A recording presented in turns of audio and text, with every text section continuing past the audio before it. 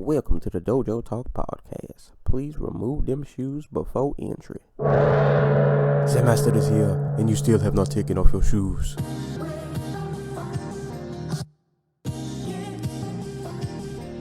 Yeah.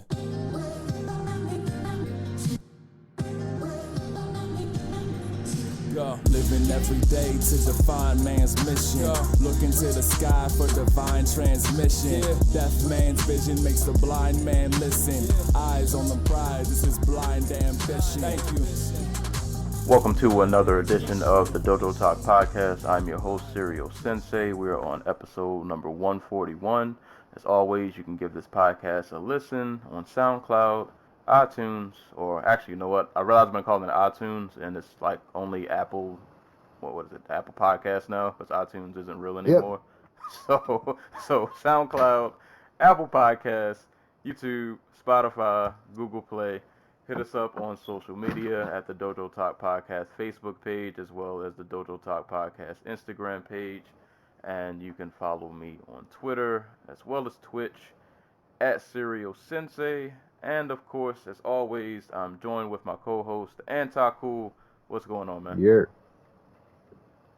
I don't got nothing for today. I came in unprepared. Did y'all see Ben Askren die? Yeah, that's so. Because he's dead. You'll never see him again. This is what we traded DJ for. Yep. I mean, this moment was worth it. I'm 100% on board now. Jesus God. I don't think his soul ever came back to his body after that. Like, I think he just... So many people got sent to the astral plane last night. It was all the people you expected. It was... boy. What a night. Like, what... I'm really tired right now. I'm not gonna lie to you guys. Like, my night was kind of hectic, and I'll explain why when we get to this Jones Santos fight. But I'm a little tired. But my God, last night was I came out of pocket to pay for this pay-per-view, and I swear every time I buy a pay-per-view, it's normally a Jones fight, and every time I feel like my money is always well spent. And last night was just. I can't think of many other things I would have rather had paid $65 for. Like this was way more satisfying than like even the fights that I didn't really care about ended up giving me moments, which we'll get to. But yeah, we lost Ben Askren last night. Rest in peace. Yeah, rest in peace. I think his fro like flew off. He's bald now. They're right. He's not even funky anymore. Like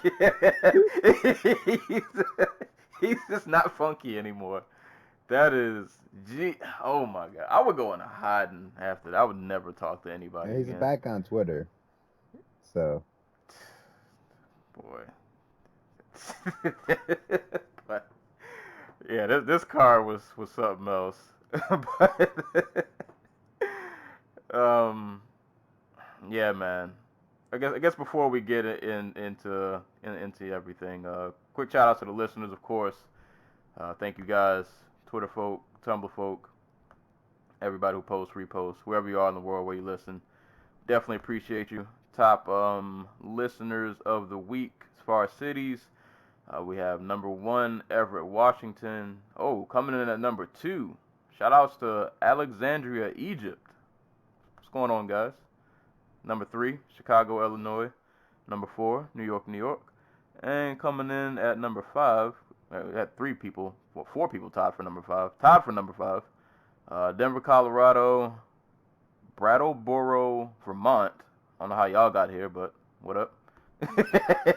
And Clemson, South Carolina. All tied for number 5. So the Eric Andrews fan base. Right. So shout outs to you guys. You know, wherever you're at in the world, keep sharing, keep posting, share with a friend, coworker, parole officer, judge, you know, local pedestrian, gas station attendant, cashier, your mortgage agent, financial advisor, all that good stuff. Share with all those I people. didn't realize he was Filipino. Anders. Who? Really? Well, he's not Filipino. I mean, in the sense that he was born on a military base in the Philippines. Oh, okay. All right. I was gonna say Andrew's Filipino. What did I miss? Where have I been? But real quick before we go into this, and we don't have to spend a lot of time on this, but I have to give it a quick mention because I think we briefly mentioned it on the last podcast about the Knicks being cursed. Yeah, quick free agency recap. I'm sure you guys know by now, but the Knicks left with nothing. Well, you got Julius Randle, so that's. Hey, we have a better starting lineup than we did last year, but that's like that doesn't mean anything. It's like it was just weird because they made all of these moves to free up all this cap space to give out these max deals, and then nobody wants to play for the Knicks.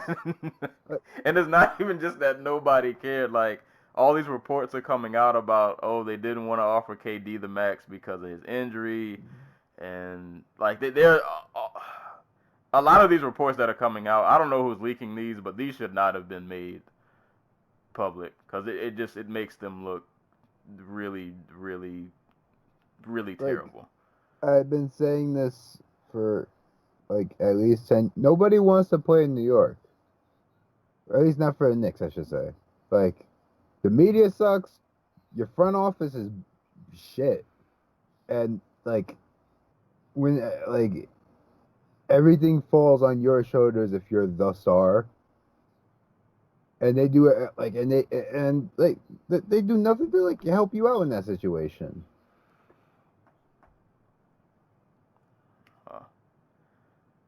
On the other side, Brooklyn will be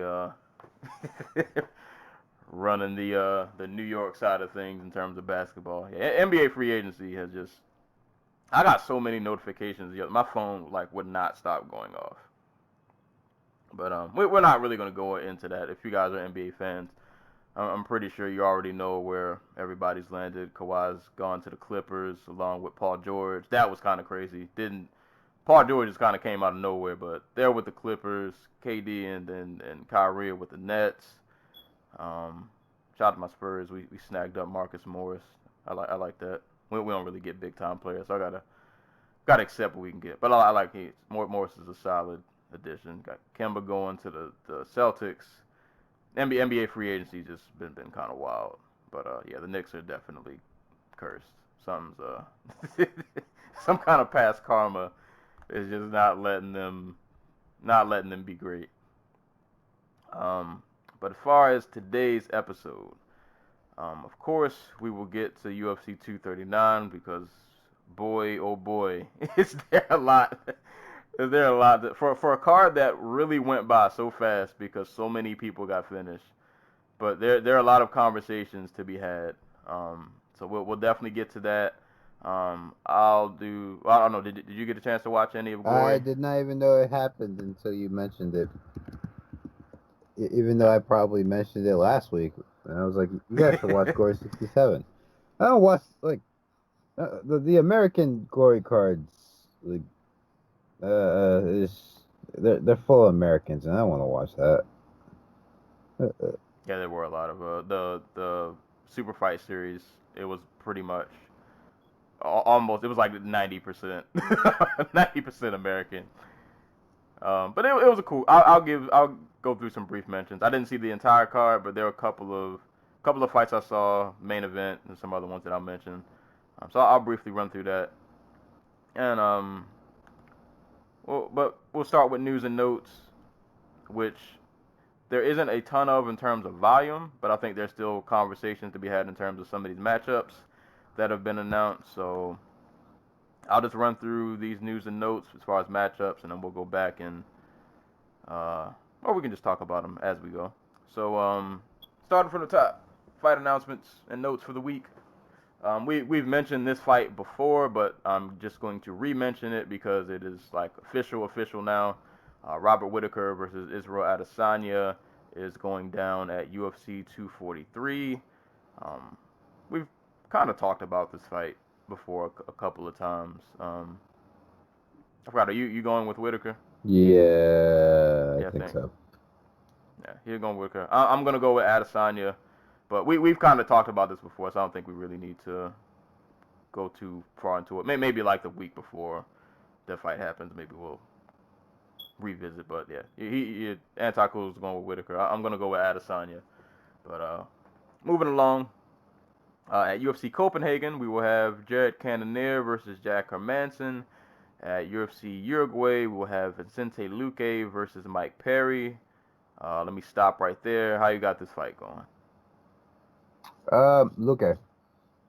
I think Perry's gonna be dangerous early, and because Luque gets fucked up in the first round of basically every one of his fights, but I think he survives. I think he's able to neutralize Perry's offense and eventually get the knockout himself, or at least take a wide decision on the back end of the fight.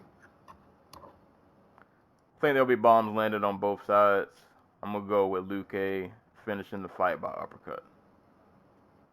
That's how I got this going. But that's gonna be a fun violent welterweight fight. So definitely looking forward to that. At UFC 242, we have a rematch between Edson Barboza and Paul Felder, as well as Joanne Calderwood versus KGB Lee. I guess I'm a real quick. Is it safe to assume that if KGB wins, title shot? They have to. Like, just friggin' what's her name has to fight somebody, Shevchenko. So yeah. And Lee would be what 4-0 in the UFC at that point. So 4-0, 3-0. 4-0, yeah. Something like that. And at flyweight, there's only like 6 fighters. Well, like, not really, but you guys get the point. It's either her or Shikagian, and I mean, Shook. If we're going by, Shook is probably the more deserving of the two because she would have already beaten Joanne Calderwood, and yeah, she lost to Jessica Ai, but she also beat what's her face, Sujara Eubanks and Alexis Davis. So like, and Irene Aldana. So I don't know. There's plenty of time for somebody to do something to put themselves in that spot. We'll see. I just feel like based off of Hell, they might give it to Roxy if she beats Maya, just because Roxy beat Shevchenko's sister. So I mean, options at flyweight is a good thing. It just sucks that we gotta do something. I mean, like, I don't say that to be like mean or nothing. It's just that like let's if we're being real, like compared to Shevchenko, it's kind of like Lee and Shikagian are super early in their careers compared to this woman who's been fighting professionally for almost 15 years now, and Roxy is Roxy, and I love her, but yeah, Shevchenko takes her lunch money, like. Yeah, it's not. I think Shevchenko takes pretty much all of their lunch money. On an entertainment value, I think KGB Lee would probably be the most aesthetically pleasing to watch. But yeah, either way, even between Caitlin, Lee, and Roxy, it's not looking good for either three. But I don't know. We'll see how that goes. But good luck to all three. Right. And Joanne if she does, because I don't want to like write her off. If she happens to win, but no matter who wins out of that group, may the force be with you. Prayers, future condolences, whatever you want to call it. But yeah, that's going down at UFC 242, and at UFC. It was really weird when I looked this fight up because out of all the fights, they listed this at like UFC Fight Night. I'm like, we don't do Fight Night numbers anymore. So I call this UFC San Francisco because that's where it takes place. I'm not calling this UFC Fight Night 1, whatever. We don't do that anymore. but Joanna Jędrzejczyk and Michelle Waterson. This fight kind of caused a little stir on my timeline. I'm not mad at this fight because Waterson's been on a run. And I think she's fighting with a chip on her shoulder. I think she feels like she has a lot to prove, like a lot of people are counting her out. But like the more I just kind of thought about this fight, I'll have to go back and watch footage. I could eventually change my mind between now and then, but off of instant reaction, like the more I thought about this fight, I was kind of, I don't know how Waterson wins this. I don't see it. I'll give her this. She's probably the most adept kicker that Joanna has fought at 115. Maybe that causes some problems with her, her ability to move in and out of distance. But like, even then, it's not like Joanna's going to lose like a kickboxing match with her. All right. That and Joanna's not the easiest person to take down, and we know with Waterson, like a lot of her takedowns is that judo head arm throw. Mm-hmm. I don't see her getting that off on Joanna. I don't see her getting into the position to even like attempt to do that. Right.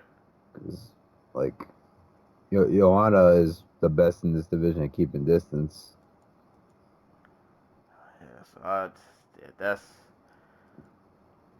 if Waterson can win, it'll be really impressive. Like, and I don't want to completely write her off because I've been a fan of hers since Invicta.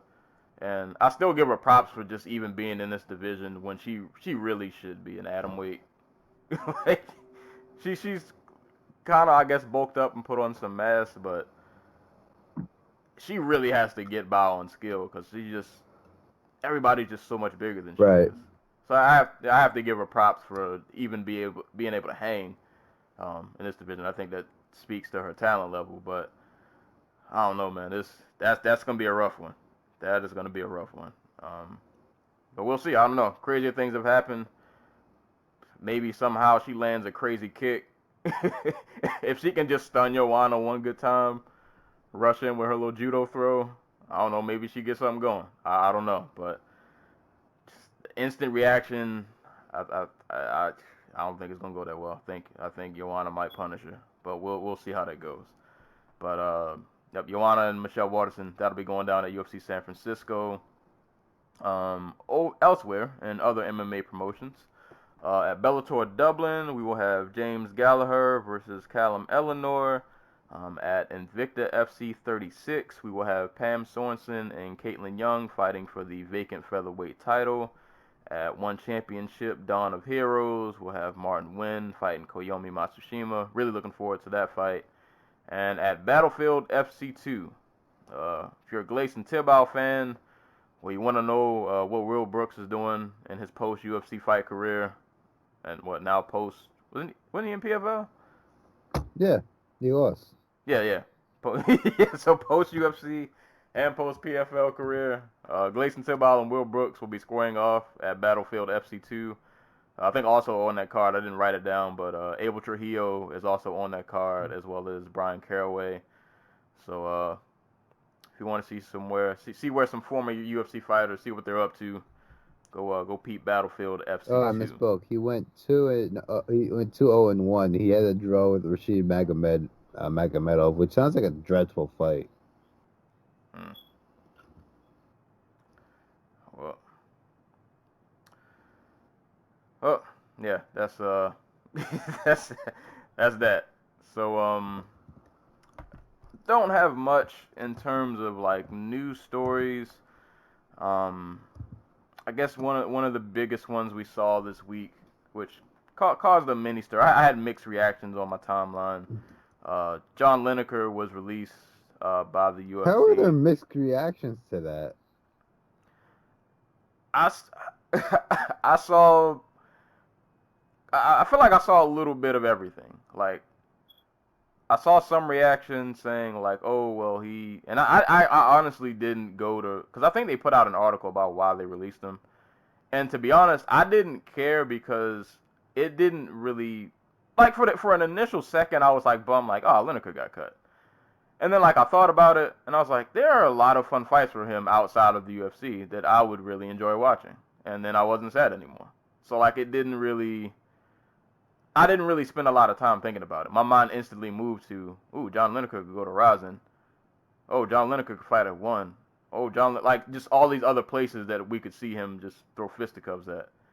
But I saw some people, were kind of like, well, he pulls out of every fight, blah, blah, blah. He was, not overrated. I don't want to say overrated. I didn't see anybody use that term. But,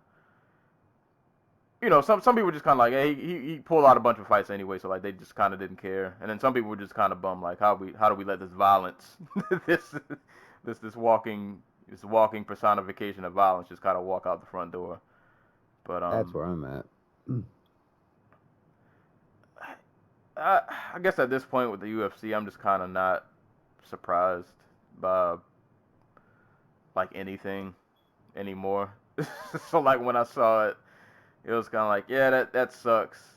But with the way that he fights, he's just one of those guys to me that he's always going to have, there's always a market for this kind of fighter. So I'm like, he's not going to be out of a job for long. He will get scooped up somewhere, and he will go to another promotion, and he will put on a lot of fun fights. I look forward to John Lineker soccer kicking the shit out of people. Right. And I think it might, I ain't gonna say be better for his career, but, like, we're not done with Lineker by a long shot. Like, this will not be the last time we hear about him. He will be on a card somewhere soon, soccer kicking somebody, knocking somebody's head off, and we will all be enjoying it. But yeah, I don't know. Do you have any other further thoughts on the UFC cutting him, or, like, the reason they cut him? But whack.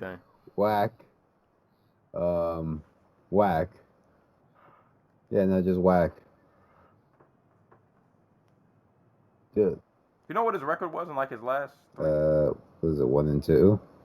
So because he lost to Sanhagen, and he beat Marlon Vera. So it was his last 3 was 2-1. He beat Kelleher and Vera and lost to Sanhagen. Dude, no wonder he was upset. Like he's fought 3 times in like 2.5 years. He fought once in 2017, once in 2018, and once in 2019.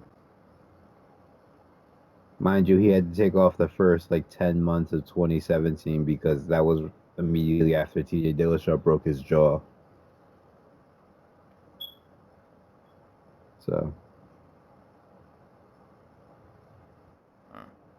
Well, apparently to this article, it says the straw that broke the camel's back appeared to be Lineker's last-minute withdrawal from his scheduled co-headliner with Rob Font just before the UFC on ESPN 12 in June. The Brazilian had pleaded to be booked, but pulled out due to a laceration suffered during his weight cut, despite reportedly receiving clearance to compete from both the UFC doctors and his team. White said that type of headache led to the end of the working relationship. So it just seems, I'm not going to read this whole thing, but it seems like on their end the reason they cut him was just having trouble just getting him, I guess, in fights, and it was just a headache. That's just kind of what I'm getting from the gist of this. Quote unquote, the guy wasn't being professional. I mean, it was never professional. That's what made him great. he just show up 8 pounds overweight and beat up somebody who was already clearly overmatched. So, I mean, yeah, I get it on their end, that's why I didn't really make a big. I wasn't really in a big fuss about it. It's like it sucked, You always, everybody's always down for a Lineker fight, but he's gonna be somewhere else, man. I'm positive. So it kind of is what it is, but we'll see Lineker soon enough. Violence will be on the horizon. So that was that news story, and the only other news story which we can Could have saved this for shout-outs at the end, but I'll just do it now because it happened last night. We've got some new UFC Hall of Fame inductees. So shout-outs to Rich Franklin. He was inducted in the Pioneer Wing. Shout-outs to Diego Sanchez and Clay Guida. Their fight was booked in the Fight Wing. Rashad Evans, inducted for the Modern Wing, as well as Michael Bisping, inducted in the Modern Wing. I'm, cool, happy for everybody. Always happy for Michael Bisping. He's one of my favorites. I'm one of like 3 people on earth who's a Michael Bisping fan. So I'm glad he's in the Hall of Fame, man. Being a Michael Bisping fan was not an easy thing. It's been a lot of ups, a lot of downs, but he made it to the top. I was happy to see that. I know some people felt some kind of way, but hey, he made it. It is what it is. But no, definitely happy to see Bisping in there. Happy to see Rashad in there too. Like when I see Rashad, I'm reminded that, oh man, there was a time when 205 was like, that was it, man. That was like the place to be. That was where all the greatness happened. And then somewhere it all went wrong, but he's a reminder. He was part of that class. And like I always, Rashad is like a reminder of like I'm gonna say when I first started watching the UFC, but kind of like that was the era when I really started to like actually get into it and was like trying to learn fighters and like trying to like somewhat semi-consistently watch cards and like pay attention to who's who. What the fuck am I watching? What are you watching? I'm watching the pre-show for the World Cup final, and it's just a bunch of just like the Dutch, yeah, Dutch, a bunch of Dutch people jumping up and down in a field with like their little soccer banners, and if there's a beat, none of them are on it because they are all jumping at like random times. It's very weird. Also, the dude who's hosting the panel, his name is Rob Stone. And now I can think about is that one song by Rob Stone with the whistle. I don't know if I remember. Wait. Okay, you gonna cue it up. Rob Stone, rapper. Well, he only has the one song. The Chill Bill song, the one with the whistle. Rob Stone. I'm mad just like when I Googled it. Hey, the soccer guy came up, right? Is it? Rob Stone. I'm gonna play this on YouTube. I don't. This isn't ringing a bell for me. All right, hold on, listeners. I'm playing this in the phone. Yeah, that song. I'm gonna have to let this kick off. This is not ringing a bell for me. I only like. When did this come out? 2014, but like it got big in 2015, I think.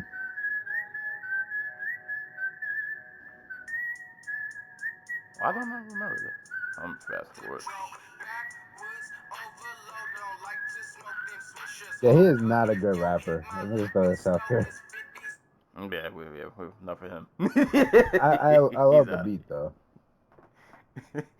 Oh, that's vaguely familiar, but not ringing a bell. That was into the streaming era where like you could have like 100 million like listens on SoundCloud and like be on the Billboard 100, and I would have no fucking clue who you are. Right. like I don't know who the fuck the baby is. Like, it's a real rapper. Yeah, he's on the Dreamville. Yeah, that's how I know his name. And then there's the other one, Little Baby. Like, what the fuck? Kids are taking over. Kids. I'm pretty sure the dude's older than me. One of them. Right. Had the baby, but he's like 30. Oh man, what were we talking about? Oh yeah, Hall of Fame. Shout out to everybody who got inducted into the Hall of Fame. Shout out to you guys. So guess we can move on to the fights for the evening. So I will briefly kind of run through Glory 67 since I know you didn't get to watch, and I didn't see the whole card anyway, so I won't spend a ton of time on this. But I'll give it a mention. Glory 67 went down in Orlando on, let's say, Saturday. I might be wrong. One of those days, Friday or Saturday. But this card was headlined. I was going to get this wrong. Headlined by Pech Panbrung Kiat Mukau versus Anvar Boynarazov. I definitely said that wrong. For the Glory Featherweight Championship.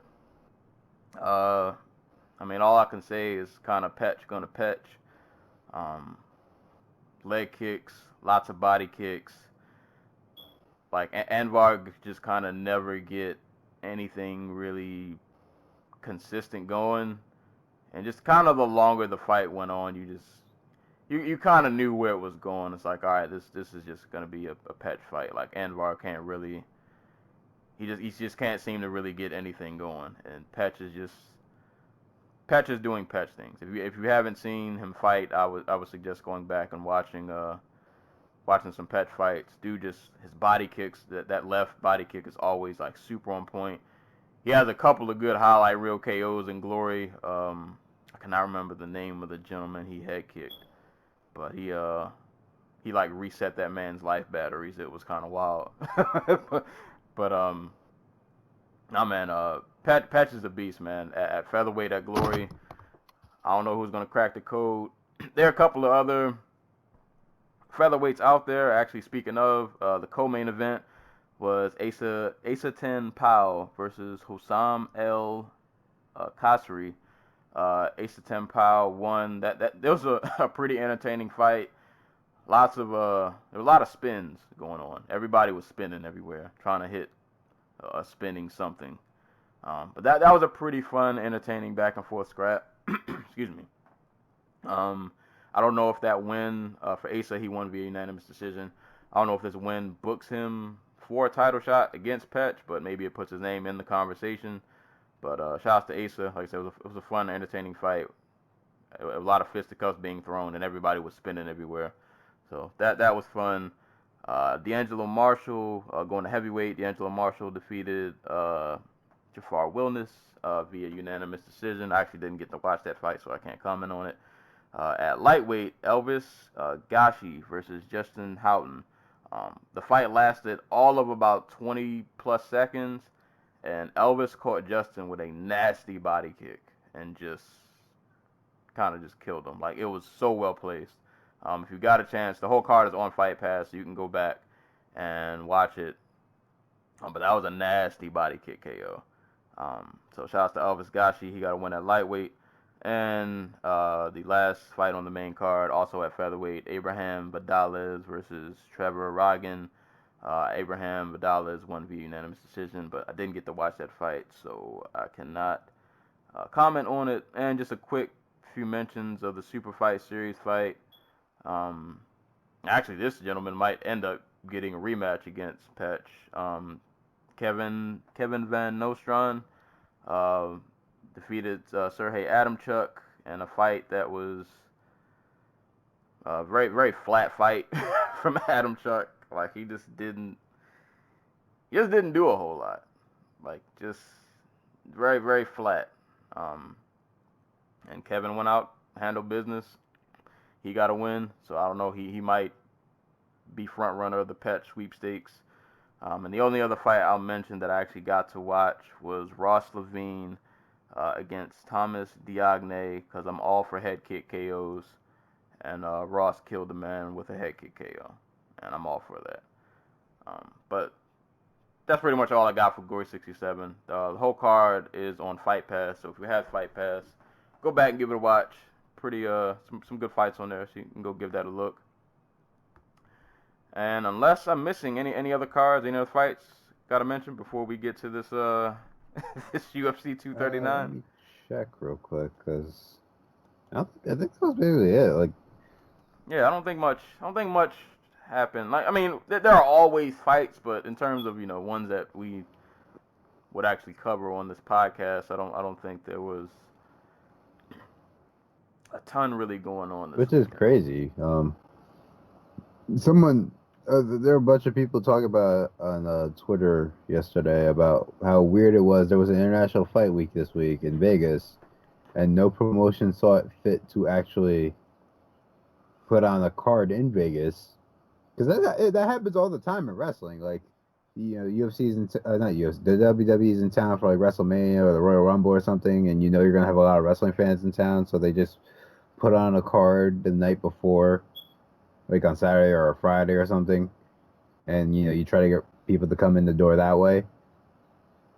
It's really it's like I don't know if people thought the UFC was gonna run like back-to-back cards or To be honest, I'm kind of glad they don't do that anymore. Yeah, like that was kind of exhausting. Remember when they did 3 nights in a row?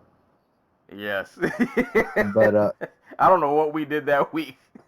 I think we just hated ourselves. Yeah. Yeah. But like nobody, like there's no tough so far this year. And for whatever reason, the UFC needs as many of these title fights to be on pay-per-views as possible, except for like Andrade and Shevchenko, because if Max Holloway can't break 100,000, what do you think Andrade and Shevchenko are gonna do? You know what I mean? So my assumption, like I'm kind of surprised that like PFL or Bellator or even like a small regional promotion didn't do it. But then again, I've heard Vegas is like a hard ass town to get a card booked in. If you're not like a big promoter, so I don't know. I just thought that was really weird. Like on this week where it's supposed to be like the biggest week for mixed martial arts in the. It was relatively quiet. Like outside of what was happening with the UFC, it was a very low key week. Like they didn't even bother running cards in other cities. That's the crazy part. Like there was no Bellator card this week. There was no PFL card at all this week. And with the synergy from like ESPN Plus, you would have figured, oh, we'll put on a card and I don't know. Where does PFL put on cards? I have no idea where the Thursday night game goes. Yeah, like you figured they would have done something to try to capitalize on like all this MMA buzz, but no. Oh, they'll be in Atlantic City on the 11th. Who's fighting on that card? Chris Curtis and Magomed Karamov. Is that? Which actually should be a pretty good fight. That's the same card with Kayla Harrison on here, Sarah Kaufman, Ray Cooper III versus John Howard. See, if it wasn't on a Friday or Thursday, I'd go. But yeah, it's actually a pretty solid. That's quality. But if it was on a Thursday, I'd go. But otherwise, it's 2 hours away. So, oh god, now I'm seeing Thurman Pacquiao commercials. That's a sign to move on. Point being, yeah, the light was pretty weak. Not weak like weak, but the week was pretty light in terms of fights. And news. But you know what? Is weird. That's a good thing though, because this UFC 239, there's a lot to unpack. There's a lot to go on. For a card that went by pretty fast because a lot of people died very quickly, there's some conversations to be had about a lot of these fights. I mean, we could have a whole 3-hour conversation about what's wrong with Luke Rockhold. Yeah, I would say the first 3 fights could be a whole podcast in themselves. Or maybe not the first 3. I don't think. I feel like I could sit here and talk about every single one of these main card fights for a good hour each. Yeah. And it was crazy. And not run out of shit to say. Yeah, and I was gonna say, like, I didn't even really care about the Sanchez-Chiesa fight, but it gave me something. I got something, especially after I watched that interview this morning. I finally actually watched it. I didn't watch it when it originally when Stowers had originally sent it to us. I finally watched it this morning. Boy, oh boy, very telling of some things that I'll get to. But running from the top, UFC 239 went down last night on Saturday, and where were they at? What city is this? I don't pay attention to these things. Oh, Vegas. Oh, yeah, Las Vegas. Yeah, it was at the T-Mobile Arena. Yeah, Las Vegas. Headlined by John Jones and Thiago Santos. Co-headlined by Amanda Nunes and Holly Holm. So, John Jones, Thiago Santos. So, for the listeners, I told Anti-Cool this before we started recording. I have to give a quick story on how I watched this fight. So, TJ Dillashaw broke in your house. basically, TJ Dillashaw sent one of his little foot soldiers into my house. So I saw the first round, and I'm on the phone with my homeboy. Shouts to my homeboy Davon. He hit me up. So I was kind of giving him play-by-play of the first round. I'm like, yeah, I like what Santos is doing. He's landing, nothing too crazy's happening, but I really like these leg kicks he's landing, and he's not taking a ton of damage. It's looking good. He's looking okay out there. First round goes by. Second round starts. I maybe get like 10 seconds into the second round, and then I hear an uproar in my house, and there was a snake in my house. So I had a snake debacle in my house from about, I forgot what time this fight was on. So we're gonna say between 11:30, maybe midnight, until about 2 in the morning. I won't go into the details. I'll just say that snakes are a lot faster than what I thought. And I don't do snakes, so this was a debacle in the household. None of us really we not about the snake life in here. It's the first time I've actually ever seen a snake in this house.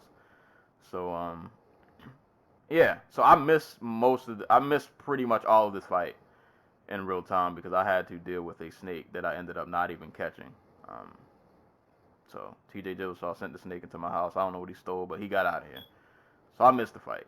So I had to rewatch it this morning. But upon rewatch,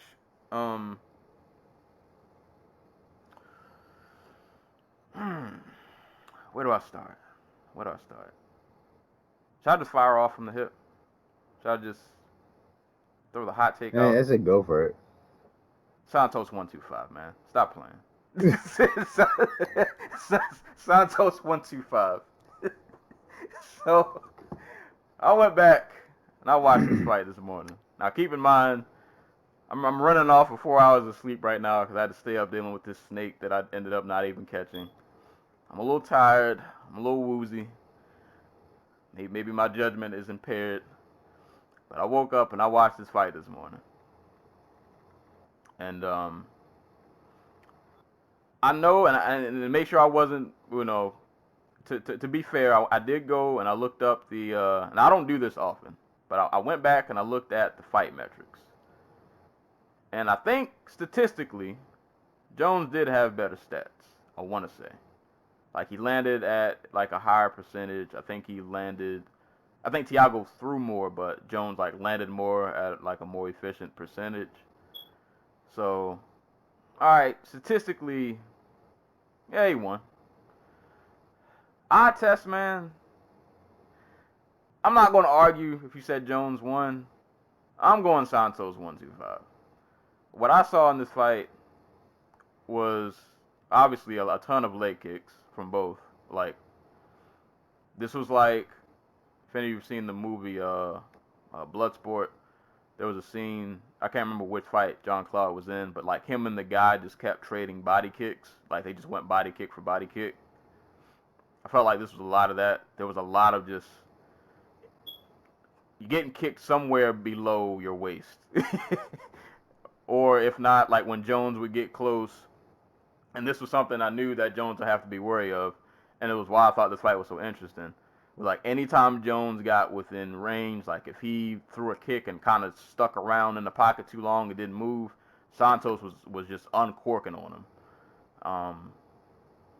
And he was throwing a couple bombs. I don't know if any of them ever really landed like flush,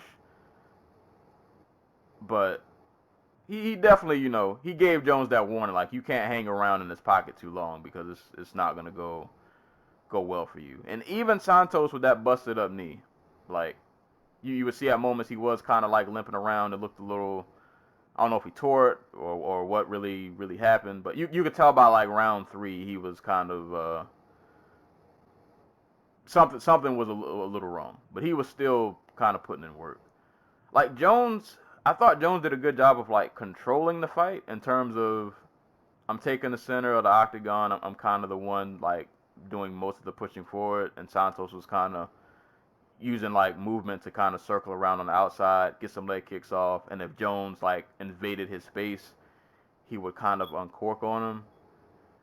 But I just like Jones landed some good shots, but I felt like Thiago's were more just oomph, for lack of a better word. Like it was a little more heat behind it. It was a close fight, so I'm not going to say like Santos like washed him. It wasn't one of those, because you have to give Jones credit for controlling the pace of the fight. He's the one kind of dictating everything. He's the one walking forward pretty much the entire time, and he did land a lot. You know, he landed a lot of good leg kicks, some oblique kicks. I think he tried like a flying knee at one point. I don't know if it really landed, but he went for it. I thought Santos did enough. I could have saw this being a fight where he could have won by like the skin of his teeth. I just felt like his hits seemed more impactful. Yeah, impactful. Because like there were just, it seemed like there were moments when Jones wasn't like doing a whole lot. Like I don't know. It was close, so I'm not, like I said, I'm not gonna argue against anybody who picked Jones, but I'm Santos 125. Like I'm going Santos 125. I will say though, I was really surprised that at no point, because Jones didn't shoot for a takedown even once. He shot once, but it was off of like a kick, and Santos was really quick about like just turning the other way and just going, like dragging himself to the cage, and like Jones just gave up on it immediately. Yeah. Like, and he turned it into that spinning back elbow that he almost landed in like the second round. No, he did not shoot. Yeah, I was surprised because I wrote this in my write-up that if Jones was to win, I kind of envisioned him like maybe Santos would catch him with like one power shot, and Jones would be like, all right, I'm going to take him down, I'm going to get top control, and I'm just going to elbow this man into oblivion, or submit him, like, because you know, if Jones gets on top of you, it's pretty much over. So I was really surprised that he didn't actually shoot. And another thing, and I'll let you go after this, kind of to piggyback something you said off of Tumblr, which I guess kind of does show I guess you would call it a chink in Jones's armor. He's kind of, I'm trying to think of the word. If you have good like length, not because obviously at 205 probably nobody's has like his height and reach, but if you have decent length and you have that kind of power that Santos has, Jones is not like the best boxer in the world. Yeah, he is. Like, he is fundamentally flawed as a boxer. Like, he doesn't throw combinations. He just recently got into like moving his head on strikes, like slipping punches, and it's not all that amazing. Like if he'll make you miss the first one, but if you're throwing another punch, like he's there to be hit, and with like combinations. What makes him so hard to tag though is that he's 6'6", and his legs are like 5 feet long. Right. So he's able to just keep you at distance with those kicks, and like you have to cover a whole bunch of space to even get into range to like swing at him. And it gives him all the time in the world to just move his feet and get out of distance. Yeah, his flaws are kind of masked because he's so good, like, and that's why like a lot of people try to discredit him and say, oh well, if I was 6'6" and whatever, you know, you should be as great as he is. But it's like not everybody who has that frame can fight like that. Like a lot of them don't know how to use. Right. Some dudes are 6', they're that tall and they still don't know how to understand like how to utilize distance and, you know, things of that nature. So I have to give Jones that credit. And that's why I always give his IQ such praise, because it's like he fights so smart that his flaws just kind of get hidden because you can't really take advantage of him because he's good at not often putting himself in like a bad spot for you to really capitalize. Yeah, like you're not going to catch John Jones overextending on a jab like you would John Blachowicz. Right. But yeah, for me, I felt like Thiago Santos' shots were more just impactful. So I gave him the first, the second, and the fifth. But I'm not going to make a big fuss about it because Jones did control the bulk of the fight. And I don't think it also helped either that a couple of times where like we saw Thiago's knee was definitely like something was going on. Yeah, there were just moments. That thing is torn. Yeah. Like there were moments where like John would land like a leg kick or oblique kick, and he was visibly like he was trying to hide it, but he was visibly like limping and like it just looked like moments where like it would just give out for a second. And I think if a judge sees that, and you know rightfully so, you look at that like, oh, that's damage. And like Jones did that to him. So you know I get that you'd have to take that into account. So that's why I said I won't argue anybody who said Jones, but hey man, I'm dying on the hill. Santos 125. But you know, what were your thoughts? Like you, I thought Santos won, but I'm not like I don't think it was like I don't think it was the most egregious thing to give Jones the fight. I think he did enough in the second, third, and fourth round to win those rounds, and you know, take the fight that way. This was a way more competitive fight than Alexander Gustafsson Jones won. And put that out there. Well, let's start with Santos. Just all around best performance of his career, especially doing it for 80% of the fight on like one leg. I really wish this fight could have happened with him healthy. And to be fair, like it was his fault that his leg gave out. Like a lot of his kicks don't. And Rogan actually pointed this out. Like when he plants, he doesn't really turn his knee. Like normally you go up on your the ball of your foot, you twist with the leg kick or any kick really, roundhouse kick, and so you get put that extra torque on your knee. And Santos didn't do that. He just planted his leg and threw the kick, and it looked like his knee just fucking popped on him. But the leg kicks were great. The occasional flurries he was throwing to keep Jones off of him when he was getting too close along the cage were great. The movement was good. It wasn't fantastic. I think he could have took the center a few times. Probably mitigated a lot of those the kicks of Jones, especially when Jones would go for something like spinning. And he would miss and end up with his back to the cage. Santos didn't really hop on the offensive. He didn't really circle back to the center of the cage, which I think would have benefited him. I know he had a lot of success with the leg kicks off the cage, but I think anytime you force Jones to meet you in the center, and you're the guy who is waiting on Jones to overextend or put something out there that you can counter, I think the center of the cage is just a way better position because and Jones didn't go for air, but it leaves you less susceptible to being clinched up, where Jones is the best fighter of all time. Yeah, I really wish and the thing is, if this fight was to happen again, I think Jones would just murder Santos. He's great at making those adjustments to hide his flaws, and we've seen him capitalize on things that he picked up on in the first fight against not better opponents, but other opponents like Alexander Gustafsson and Daniel Cormier. I've been pretty tongue in cheek about Thiago Santos title reign this past week. I think we talked about it last week. I was like, yeah, I picked Thiago Santos. And I like we saw a lot of the reasons why. Like he is good enough, scary enough that when you throw with him, like you're always going to have something coming back.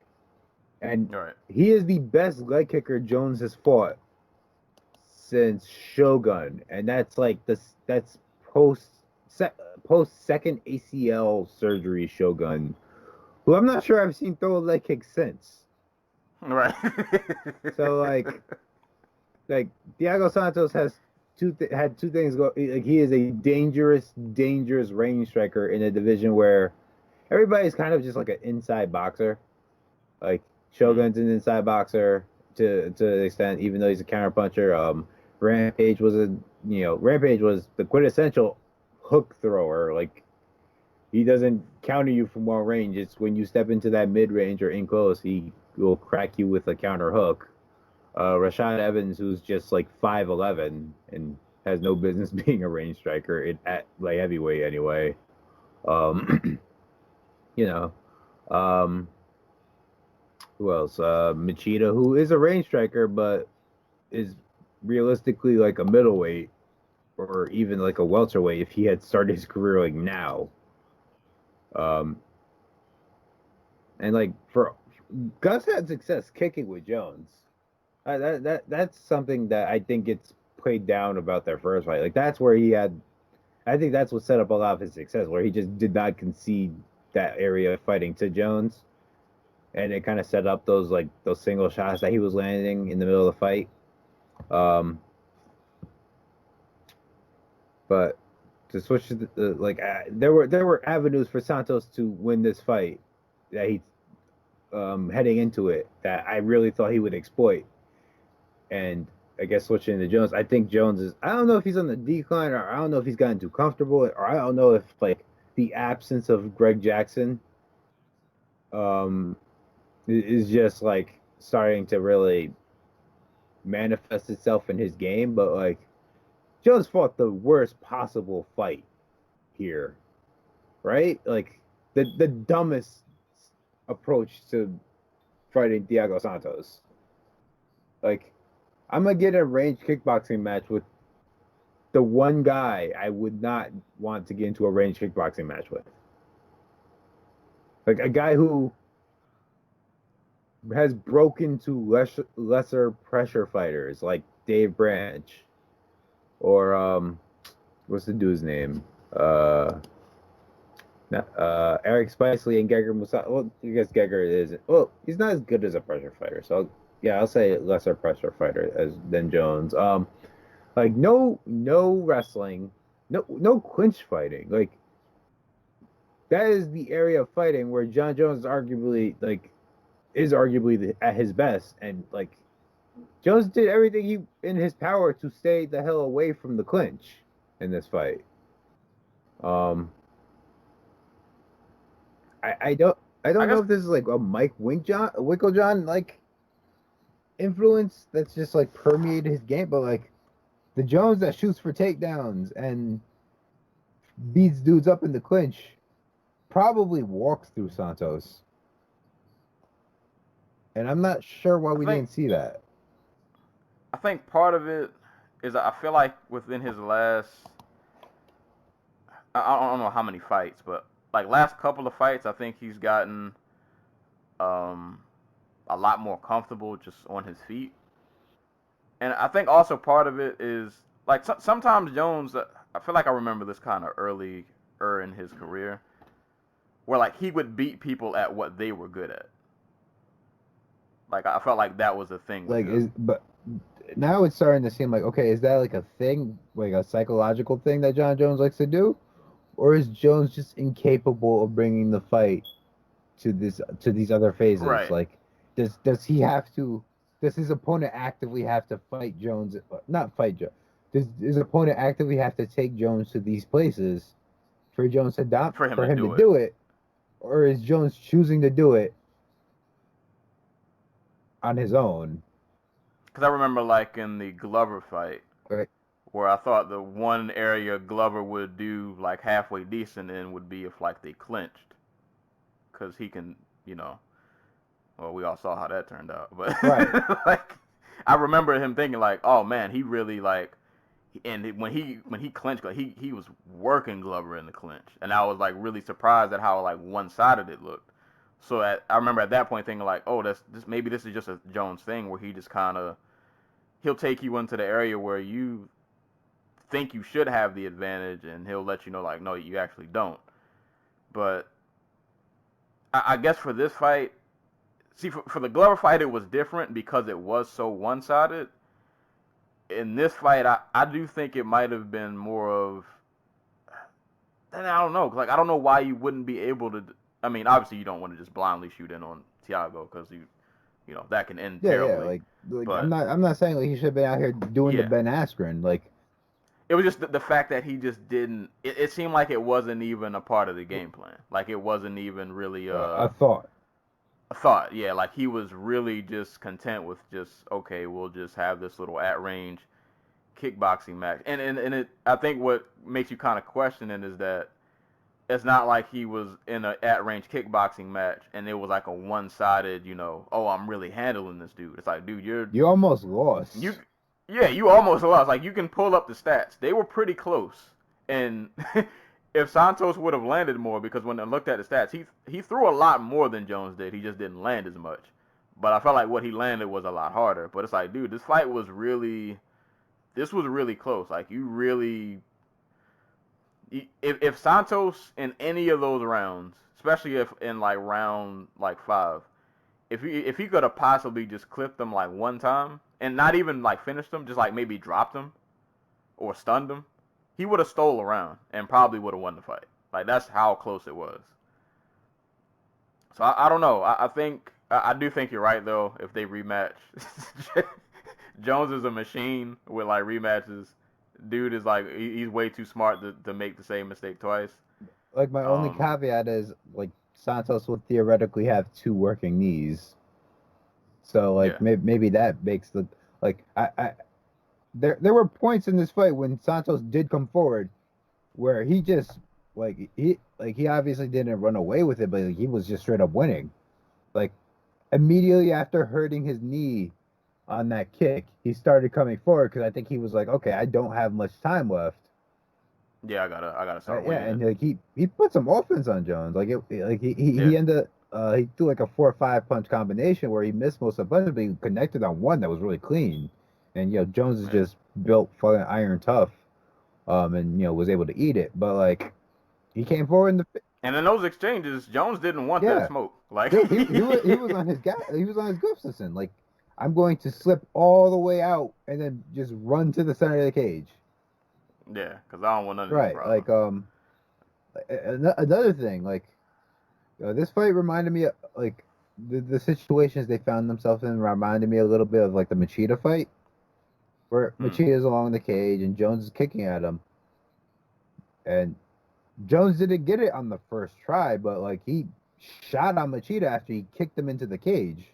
Like I really expected that type of fight from Jones, where like I'm going to kick him to the knee, like into to the knee, to the body, wherever. He's going to bounce off the cage, and then I'm going to shoot in with a double leg. And even if I don't get it, I'll be in a position where I can leverage that into another like takedown. We didn't see that, so this has me wondering: is this just because the division is catching up to him in size? Because Shogun, not a big dude. Machida, not a Yeah, big dude. Evans, not a big dude.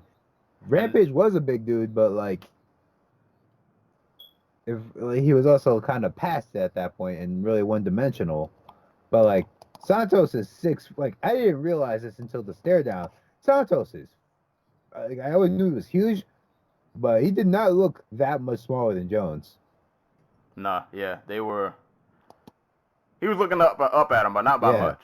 Like, yeah, he was almost there. And I'll say not even we can close this out in a second, but not even just the division catching up to him by size, but a lot of these dudes are just they're way more like explosive now. Like he can't really afford to be, I mean, like we saw it in this fight. You can't be standing around in the pocket too long with some of these new dudes. They're gonna go Right. for it, and they can connect and knock you out if they catch you.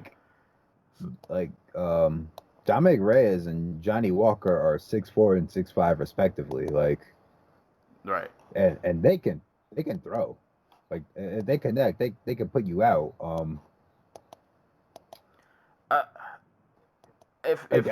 don't obviously I don't think either one is as good as Jones, but like if they can force that type of exchange with Jones, like there's no reason they can't knock him out, or not knock him out, but like hurt him.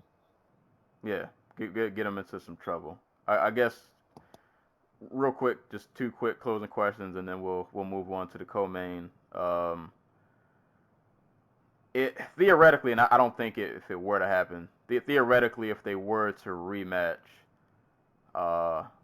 just quick adjustments both fighters should make. Jones has to shoot.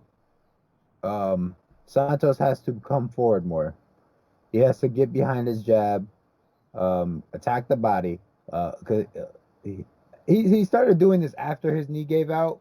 Jones would like pull his head all the way out, but his body would still be there.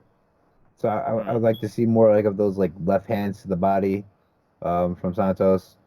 But Jones, like when you get Santos into that position where he is along the fence and he has his head squared, shoot. Run the single leg. Like his leg was freaking like only one of his legs worked. Right. You better grab that broken leg.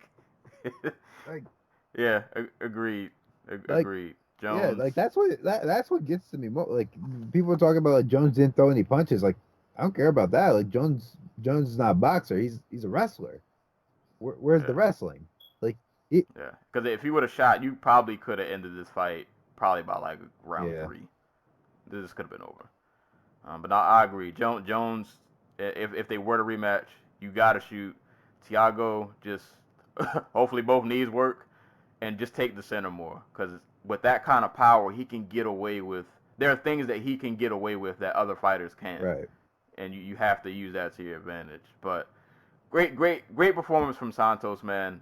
I was happy. He fought a really smart fight. Just when your knees go out, man, especially against a guy like Jones, what are you really gonna do?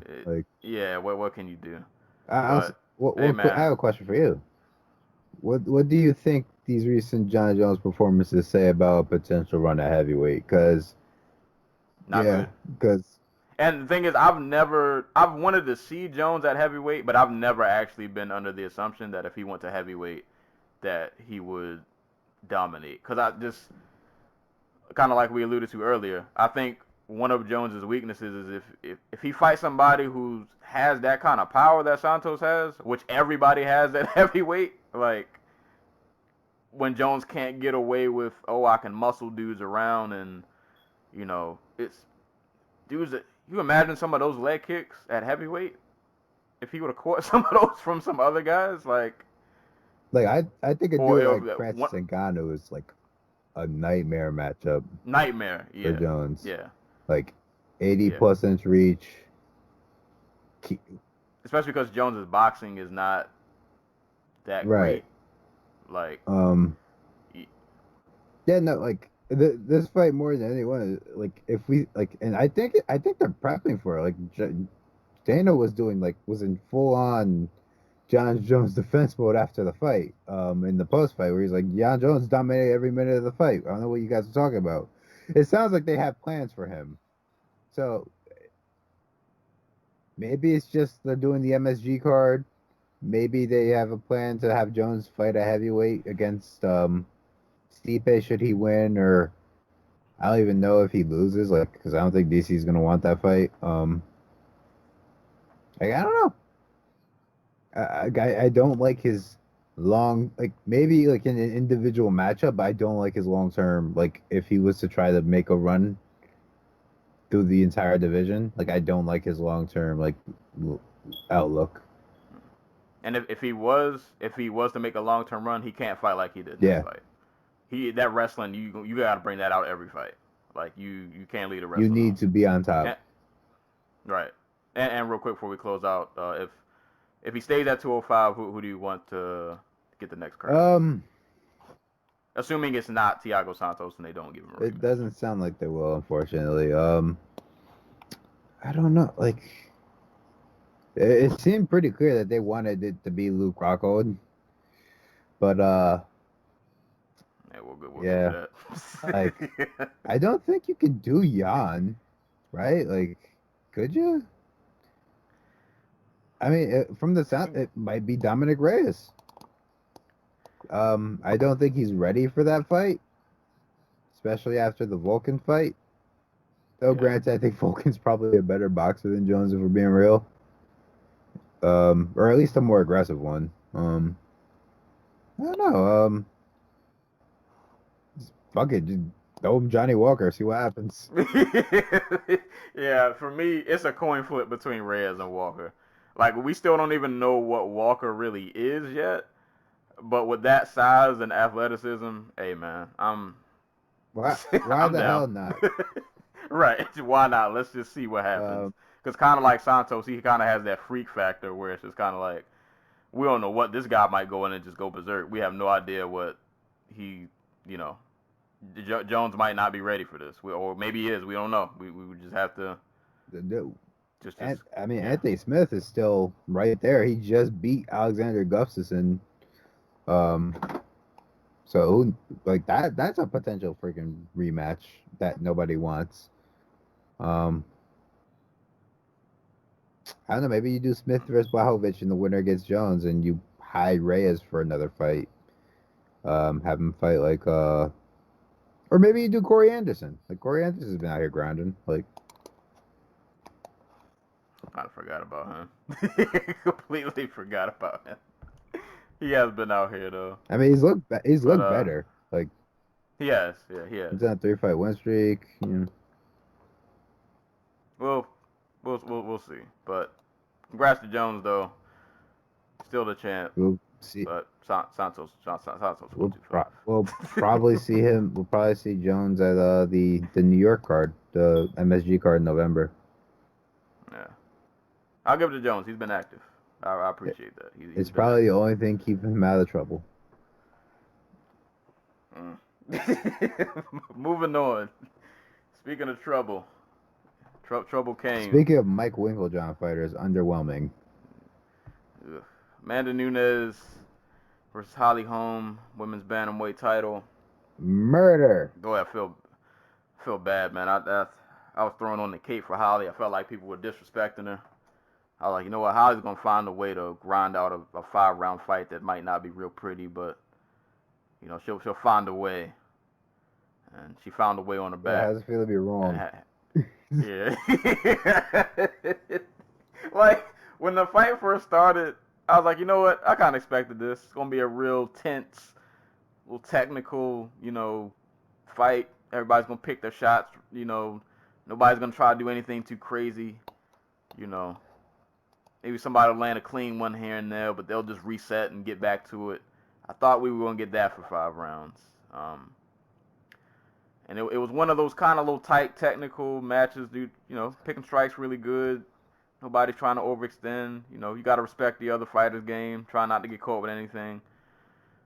But, like, Nunes has, like, the perfect mix of just powerful but accurate.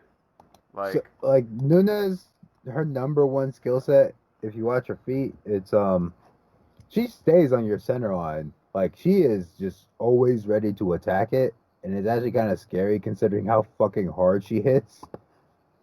But like I know I was rewatching the Rousey fight earlier this week. I was like, damn, she like there's a point where she hits her with like a 2-punch combination. Like I want to say it was like a overhand to hook. Hits a corner, and Rousey, being the technical savant that she was, just kind of stood, just kind of turned to face her as opposed to like, okay, I'm gonna circle out now, or I'm gonna disengage. And Amanda Nunes, not missing a beat, just fires back with like a 1, 2, 3, like just like. Hits the angle, is already facing her center line, and just starts firing again. Like that has to be scary when, like, someone's able to stay on you like that. And it's almost not fair because, like, if you want a brawl, she's there to, like, not saying she's there to be hit, but, like, she's in that range to where, like, if you want to throw, we can throw. Right. But if you throw, just know that you're not gonna make it. And poor Holly, like I said, a lot of this fight, you know, they're picking shots. Nobody's trying to do anything too crazy. But I could just feel it, like, it felt like after like a minute or two, Nunes started to just kind of settle in. Shots start having a little more sting on them. She's just starting to look a little more comfortable, and it's like, oh no, is it coming? Like the kill shots around the corner, like she just starts to look way more comfortable. I think Holly caught her with maybe like one good shot, but like you just kind of felt like, all right, the Nunes she's about to get off, isn't she? And her timing of this kick was it happened so fast. Like she caught Holly in one awkward moment and was able to just put her away. Like Holly I think she threw like a left. She threw that Michelle Waterson. Yeah. I'm going to chamber my kick, side kick, and ended up being the same exact freaking kick in return that Waterson needs. Yeah, and the thing is, she was in such a bad position because she threw like a left, and then she tried to duck out, and then she went for like the side kick, but she got caught in this awkward position where she was like kind of in the middle of the side kick, but kind of like just right. It almost seemed like she didn't know if she was gonna fully commit to this or if she was gonna. I don't know. It was weird. From the looks of it, like she didn't even have an angle on it. Like it looked like she was She started off with like trying to be like a front kick, but like Nunes was too far to Holly Holm's left, so she tried to change it into like an oblique side kick, and in that time, Nunes just decided to fucking kick her head off. Right. Nunes was like, I don't know what you're trying to do, but I know what I'm doing. And yeah, so Nunes kind of gets caught with her. I mean, Holm gets caught. Her foot like halfway. Her foot was like in indecisive mode. Like her foot didn't know what it was trying to do, and Nunes just fires off a head kick. Doesn't even hit her with the shin. Catches her with like the bottom of the foot, and still like puts her down. And she eats some punches. And you knew it was bad because when Holly like got back up. And Herb Dean went over to her. She hit this like triple step stumble backward. Like she was. Yeah, like Holly Holm fans, y'all some weird motherfuckers. Like y'all out here claiming that she got robbed versus Cyborg and that this fight was stopped way too early. It's just like she wasn't completely out yet. I'm like, yeah, no shit. No, she was. You don't have to be completely out. Yeah, if Herb Dean wasn't there, she would have stumbled and probably just fell. Dude, like Holly Holm is one of the toughest like people I've ever seen fight. Like you've seen the her getting knocked out by Anthony Mathis, right? Where she gets like caught in the ropes, and like Mathis is still punching her, and she's taking it. But like, you know, it takes a lot to put her out. My point being, but like. This isn't a fight until you are unconscious type of thing. This is a fight until the ref thinks you are taking way too much damage and it's time to be over thing. Like, I don't need to see Amanda Nunes, the hardest puncher, maybe in like women's combat sports right now, land 3 or 4 punches more on the clearly not all there. Who is like not even trying to like get a takedown. She's like trying to push Amanda Nunes away while she's on the ground. It's really weird. Yeah. Amanda Nunes is a scary motherfucker. Yeah. In my write-up of this fight, I said, in reference to the main event and this fight as well, like a lot of this to me was like just legacy. Like both of these champs were pretty much etched in stone already. We know how they get down. We know what they've done so far. All of the fights now are just kind of like, how much greater can I make myself to put myself in this GOAT category. Like I ain't gonna say I'm padding stats, but it's legacy. Like these fights now was just me making myself that much more impressive. So when we start looking back at where I am in history, you got to put me up there with like the all-time greats. Exactly. Like my name has to be in that conversation now, but Amanda Nunes' resume is unparalleled in women's combat, women's MMA. She beat the Trinity, or the I don't know if there's a quad term for it. Like at the time when she beat Rousey, she beat Tate, and beating Rousey, Tate, and Cyborg is like the Trinity, and then just add on Shevchenko, and now Holly Holm. Like that's the GOAT women's resume. It doesn't you can't get any better than that. And it's not like the outside of the Shevchenko fights, like these weren't really competitive. Like she washed everybody. Yeah. Yeah, I mean, and even then, like the only competitive Shevchenko fight was the second one. Like the first one involved Amanda Nunes arguably getting like 2 10-8 rounds in the first 2 rounds before tiring out in the third. Yeah. Yeah. Yeah, she's that's GOAT status right there. That is What makes this especially like impressive to me is that like Holly Holm just fights the level for competition, like a lot. Like the only case where she didn't is like the Ronda Rousey fight, because Ronda Rousey was like the only one crazy enough to believe that she could just freaking close distance by jumping at her. But like the Betch Correia fight, she arguably wasn't even winning when she knocked her out. The fight, the Rocky fight, like, you know, one of the judges gave it to Rocky. But like the Chris Cyborg fight, that was a competitive fight that Cyborg won, but Holly Holm did better than most people probably expected. The Miesha Tate fight, she was arguably winning before she got subbed in the 5th round. Like, this was straight up. Amanda Nunes came out there and just murdered her. Yeah. So that's super impressive from that standpoint. Yeah, no. I didn't appreciate Dana White implying that Cyborg didn't want the Nunes rematch. That was stupid.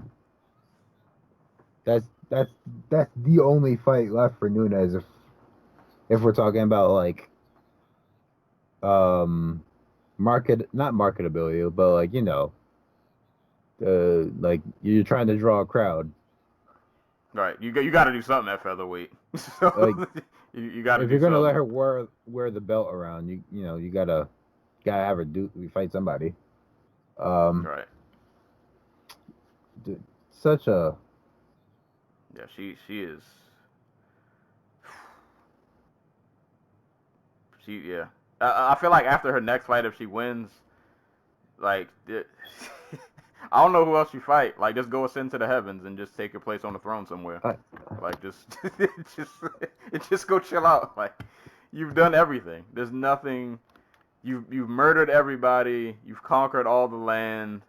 Like, if this was me, I'd try to get that Cyborg fight redone, but I don't think the UFC wants to do it because I don't think they want Cyborg.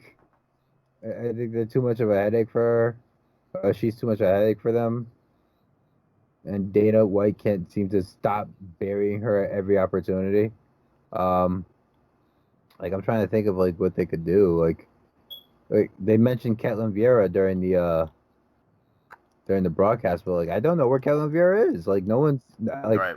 And that's the thing. Like, nobody's even bothered, like, from like the journalistic standpoint, to like check in on her and be like, hey, are you okay? Like, how far are you from coming back?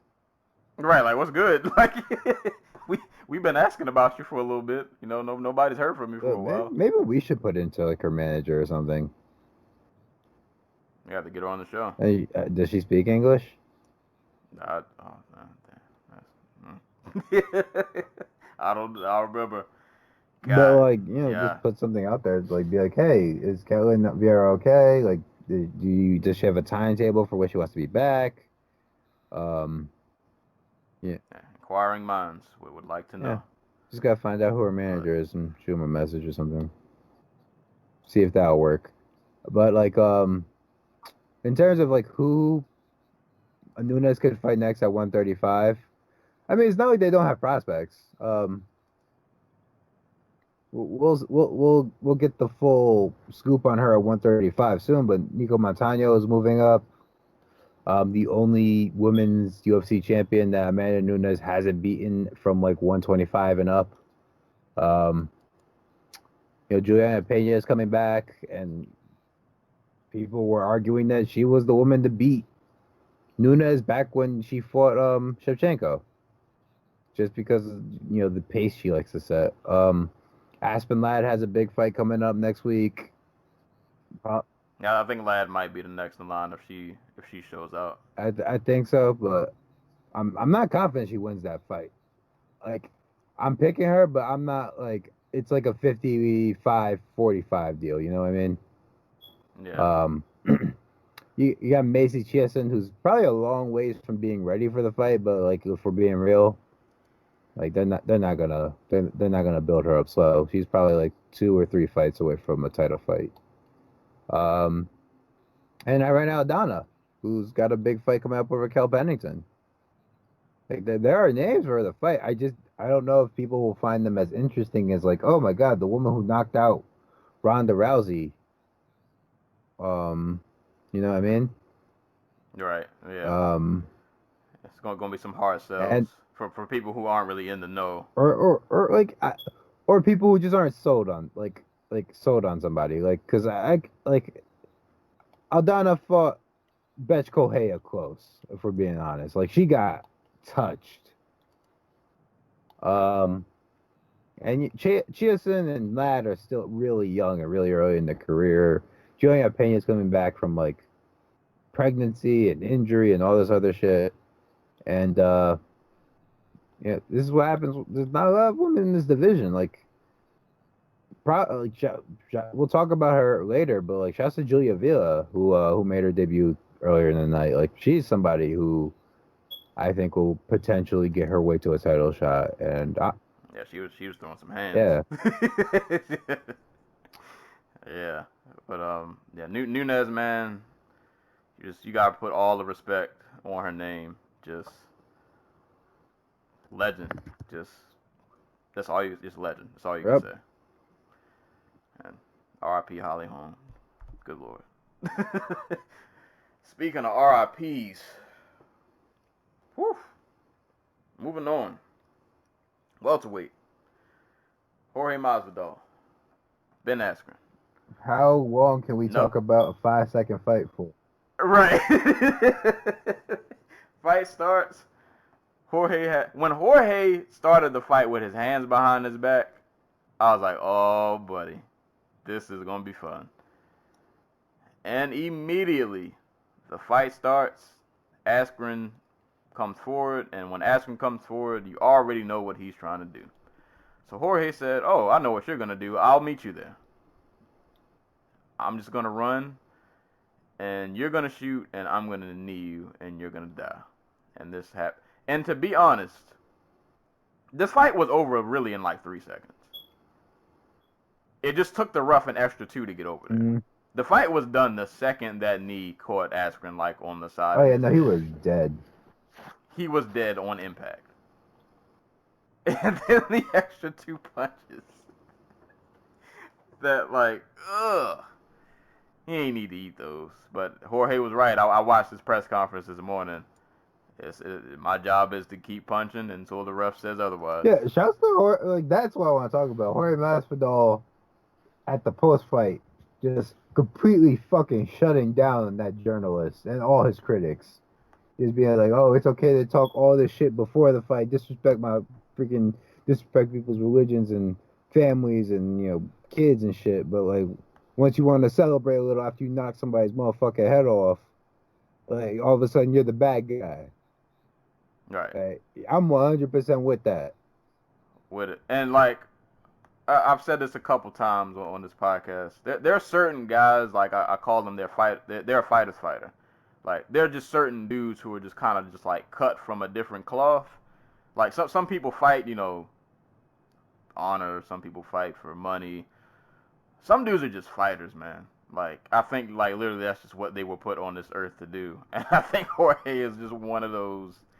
He's one of those guys, man. And like I said, it ain't a lot to analyze about the fight. He need the man in 5 seconds and literally just soul left, body stiffened, cold. Like he looked like a corpse out there. But I'm really happy that like Jorge is, I guess, like finally really getting some recognition. Cause we've been watching Jorge back like in the Strikeforce days, and I think he fought in Bellator a couple times.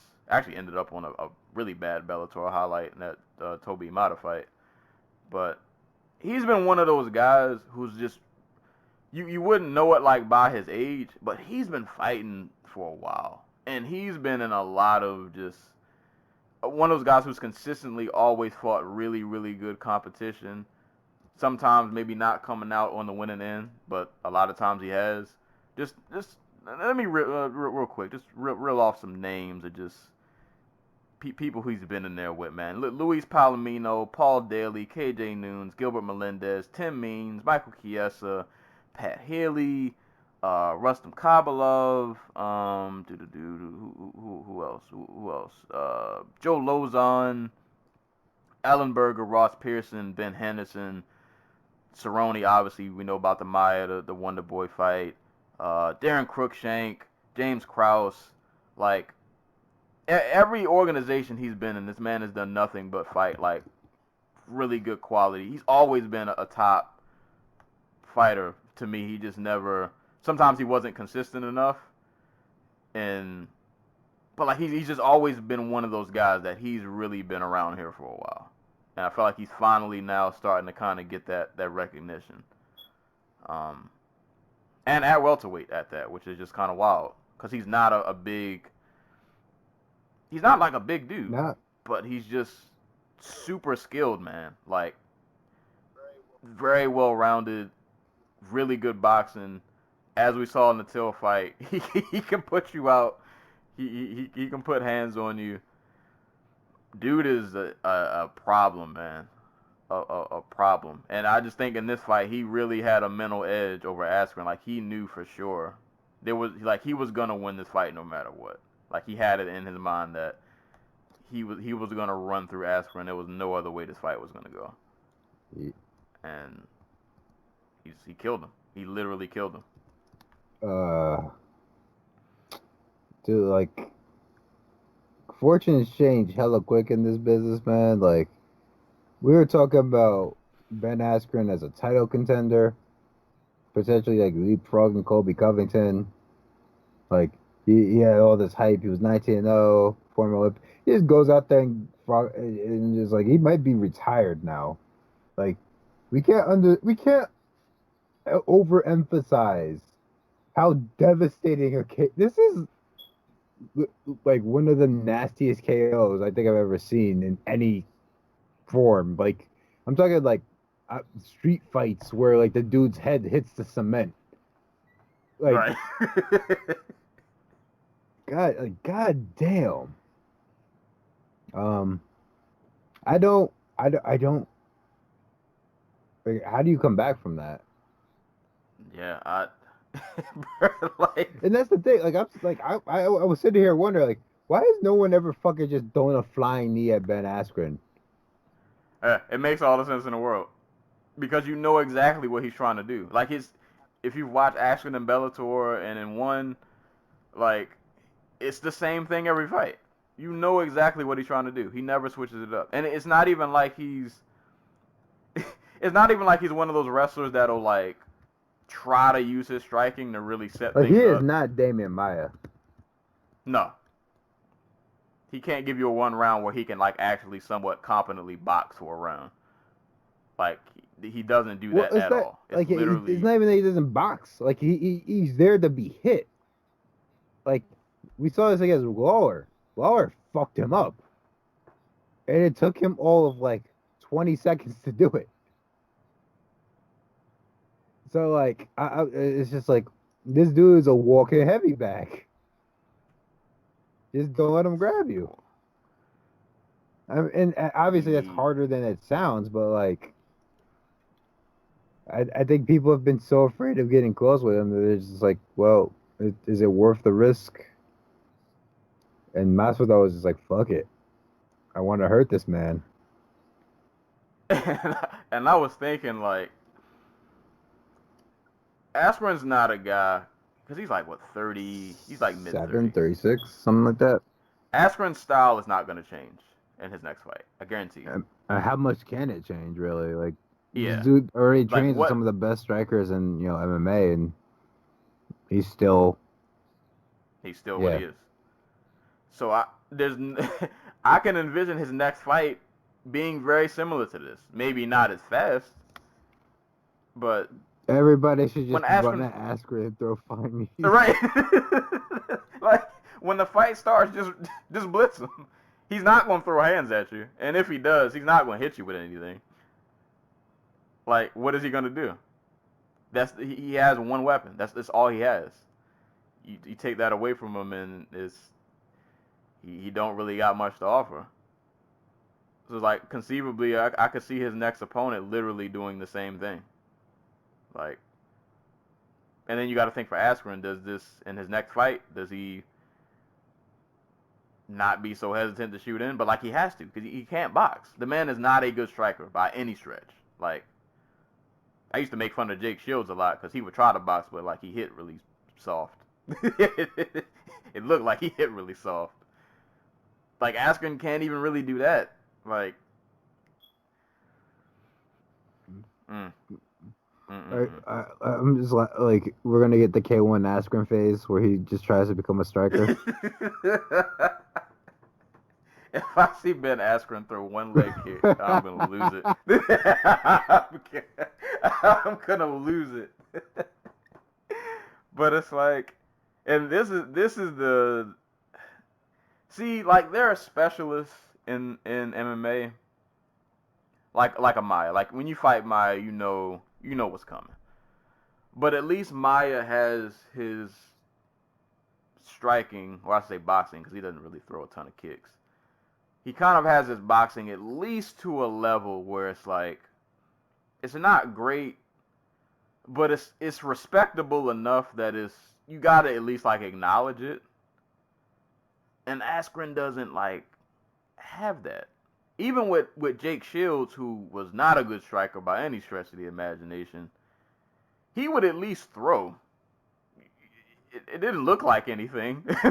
Like, but he would throw something out there to at least make you like, all right, I can get past these punches, but I at least have to acknowledge that he's willing to throw a punch, no matter how soft it may look or unathletic. He'll paw something out there. He might throw a little leg kick, try to get me to. He'll just throw something.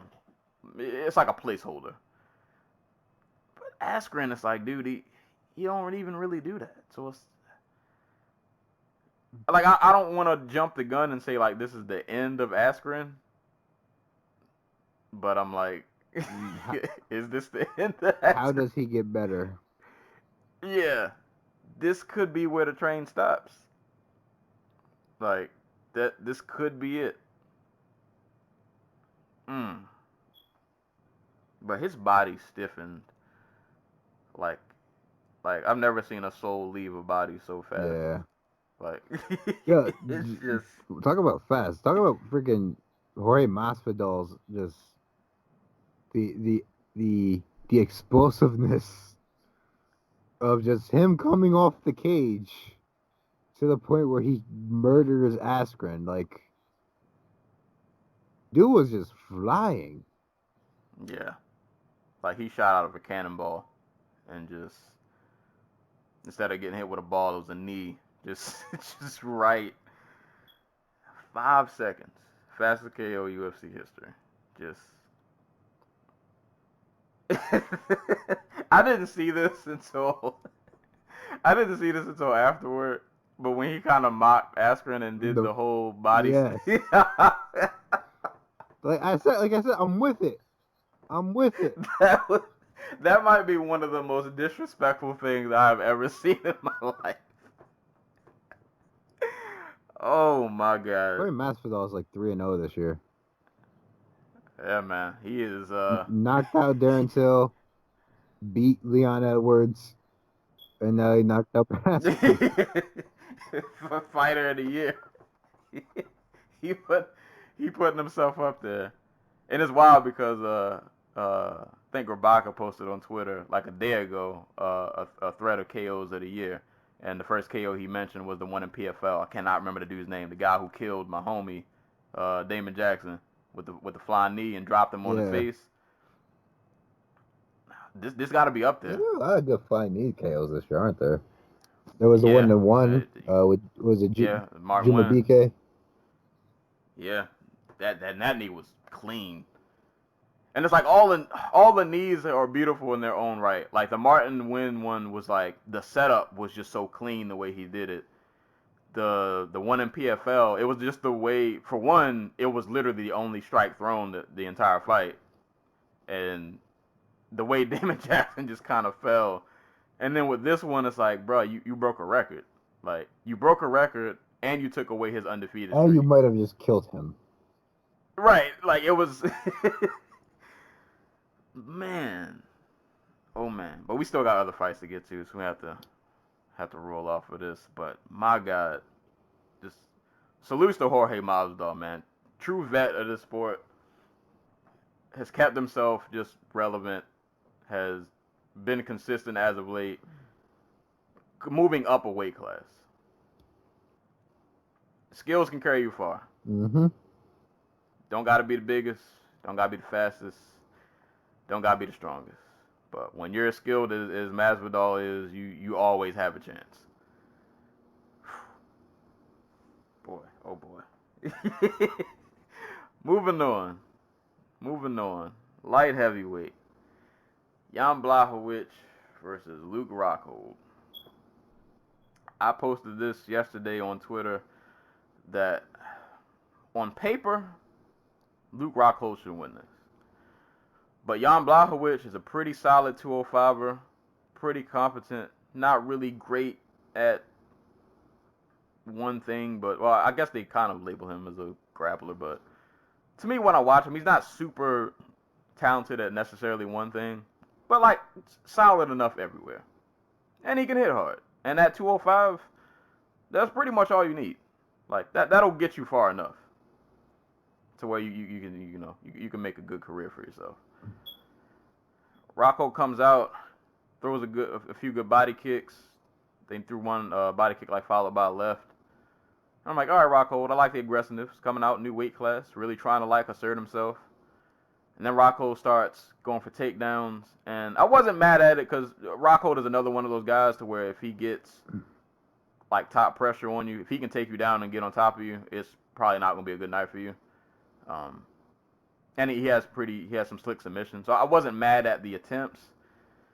But there was just something about the longer this fight went on and the more these attempted takedowns just kind of turned into clinch moments on the fence that turned into nothing. I was like, uh-oh. He's running out of options. Because he's throwing some kicks, but these are starting to not really be of any consequence. Jan is kind of blocking them, and it's not like Luke is really disguising them any special kind of way. So it's like Jan just has to get some offense going, and this fight might be this could be over. And then one of the moments against the clinch, Jan caught Luke with a nice elbow. And then the end comes, where was Luke trying to go for a throw? At the end of are you talking about the end of the first round or the second round? Well, I forgot. I forgot. Actually, let me piggyback to the first round. Yeah, first round he clipped Rockhold behind the head slash on the ear, and then throws a head kick at the very last second that clips Rockhold on the ear and drops him. And at that moment, even though it was after the bell, I was like, oh, it no. was over. Yeah, Rockhold's, yeah, he's out of here. Second round lasted maybe a little over a minute. And I want to say Rockhold was trying to go, I don't know what he was trying to do. They were clinched for a second. And I thought he was trying to go for like a throw. Or whatever it was. He didn't keep his hands up after they broke. And that one moment where he was vulnerable, because Rockhold just doesn't really keep his hands up a lot in general. He tends to keep them by his wayside. He gets blasted with a left hand. And we all know when Rockhold gets knocked out, he doesn't get knocked out like a normal person. Like, his knockouts have to be really spectacular. Just the way he fell. Like, the way he fell was like, oh no, he's in trouble. And those follow-up punches were just like, it was bad. The left was bad enough. The follow-up was like, his soul was already gone, and you're just beating a corpse. Like, it's like you walk up to somebody's casket and you just start punching them. Like, he can't. like he was already dead. The follow-up punches just weren't. And I'm not faulting him. Like, you got to do that, you know. Masvidal said, you go into the ref, says stop. Right, yeah, you go into the ref, and kind of in a similar situation where, you know, Askren and Jorge kind of had, you know, some trash talk back and forth. You know, Rocco kind of had words for Jan, like he kind of was overlooking him, disrespecting him, so Jan felt some kind of way. So yeah, I'm gonna give you these extra 2 to 3 that I probably don't really need, but you know, you was popping off at the mouth a little bit, so I gotta let you know it's not sweet out here. And that just look on Rockhold's face when he was like getting back up, and it was just this look of confusion, like he had no idea. He looked like he had what been happened. aged like 20 years. Right. But Rocco's done, man. Yep. He's done, man. Like, that's the same way DC knocked out Stipe. Clinch break, left hook that the other dude didn't just see coming. Like, what happened to the Rockhold that fought Yoel Romero and had like improved boxing and everything? Because like the dude here was just winging shit. Just like kicks. I'm gonna throw the big left hand. Kicks. I'm gonna go dive into the clinch and try to force a takedown. I guess the dude is bigger than me. Like, I don't get what the game plan was. Maybe they were just like, okay, you're gonna go up, you're gonna take the dude down, and you're gonna, you know, it's just gonna be easy for you. No, but props to Jan. Just competent striking, good takedown defense. Freaking, he made Luke Rockhold do the 360 at the end of the first round. After he clipped him with that punch. Yeah. Oh, dude, Rockhold did this too late. Like, maybe before the Romero fight, maybe then, but like at that point, Romero reduced whatever was left of his chin to like mush. Yeah, and Jan just finished it off. Mm-hmm. It's like Rockhold doesn't. I felt like earlier in his career he had like he did have like a certain like aura about him. Like he had a real kind of cocky, and he fought like it. And it didn't always sometimes result to wins, but like you really had to respect it, because dude could just blast you with a body kick and fold you, and it might be over. Like it was a certain way. Like I felt like he used to like carry himself, and like now he looks kind of flat when he's out there. Like he doesn't. Injuries and age, bro. Like, yeah. Luke, like we talk about Chris Weidman being broken. Luke Rockhold has fought less times than Chris Weidman has since they fought. Like, shit, dude's put a lot of, like, dude's career, the best years of his career were left on the AKA gym mat. Like, if we're being real, like, and I know he moved to Florida for this camp. Like, he just did not look good. Like, the dude who fought Yoel Romero was way better. Yeah. It's crazy because I was thinking had like if Rockhold and Weidman were to fight again at 205, if you'd have asked me even like a week ago, I'd have been like, yeah, I think Rockhold still takes him in a rematch. I don't know. I don't know anymore. Like Weidman's still a little broken, but at least in his last couple fights, I'm like he still had moments where he looked pretty good. Just sometimes the ball doesn't always shake out for him. But yeah, Rockhold, that to me that looks like a finish, man. Like I think Jan put the final nail in the coffin. Props to Jan, man. A 205 who doesn't really get, a lot of the attention, but a really solid dude. Like a dude who, when he stays within his game, he is a very good fighter. Yeah. And we mentioned it during that Gus fight. He gave Gus a good back when Gus was Gus, whatever that means. he gave him a solid fight. Like you got to respect it. You got to respect it. So shouts to Jan. You got a KO. That's a highlight reel to be proud of. You killed a dead man. I don't know how you do that, but he was already dead and you killed him.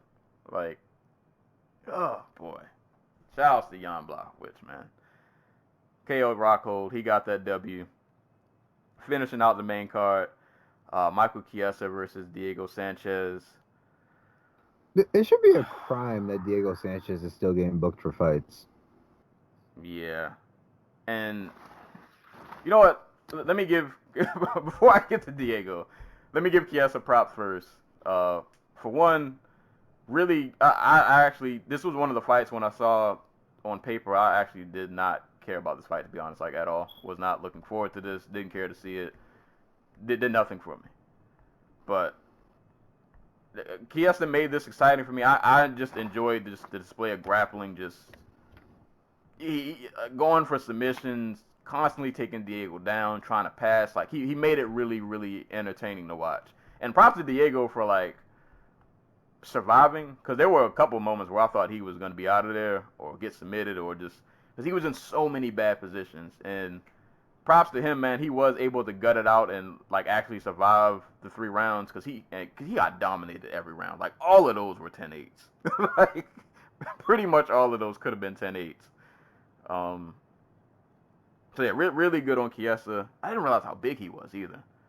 Oh yeah, he is. I don't know if it was just he is. I did not realize that. At first I was like, I don't know if that's just in comparison to Diego, but no, he's a big dude, man. Big dude. And with that kind of like grappling and pressure, like he could give anybody some problems because he is kind of like relentless with it. Now I respect that.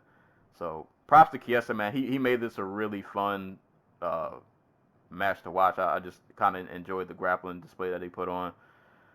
But Diego, man, bro,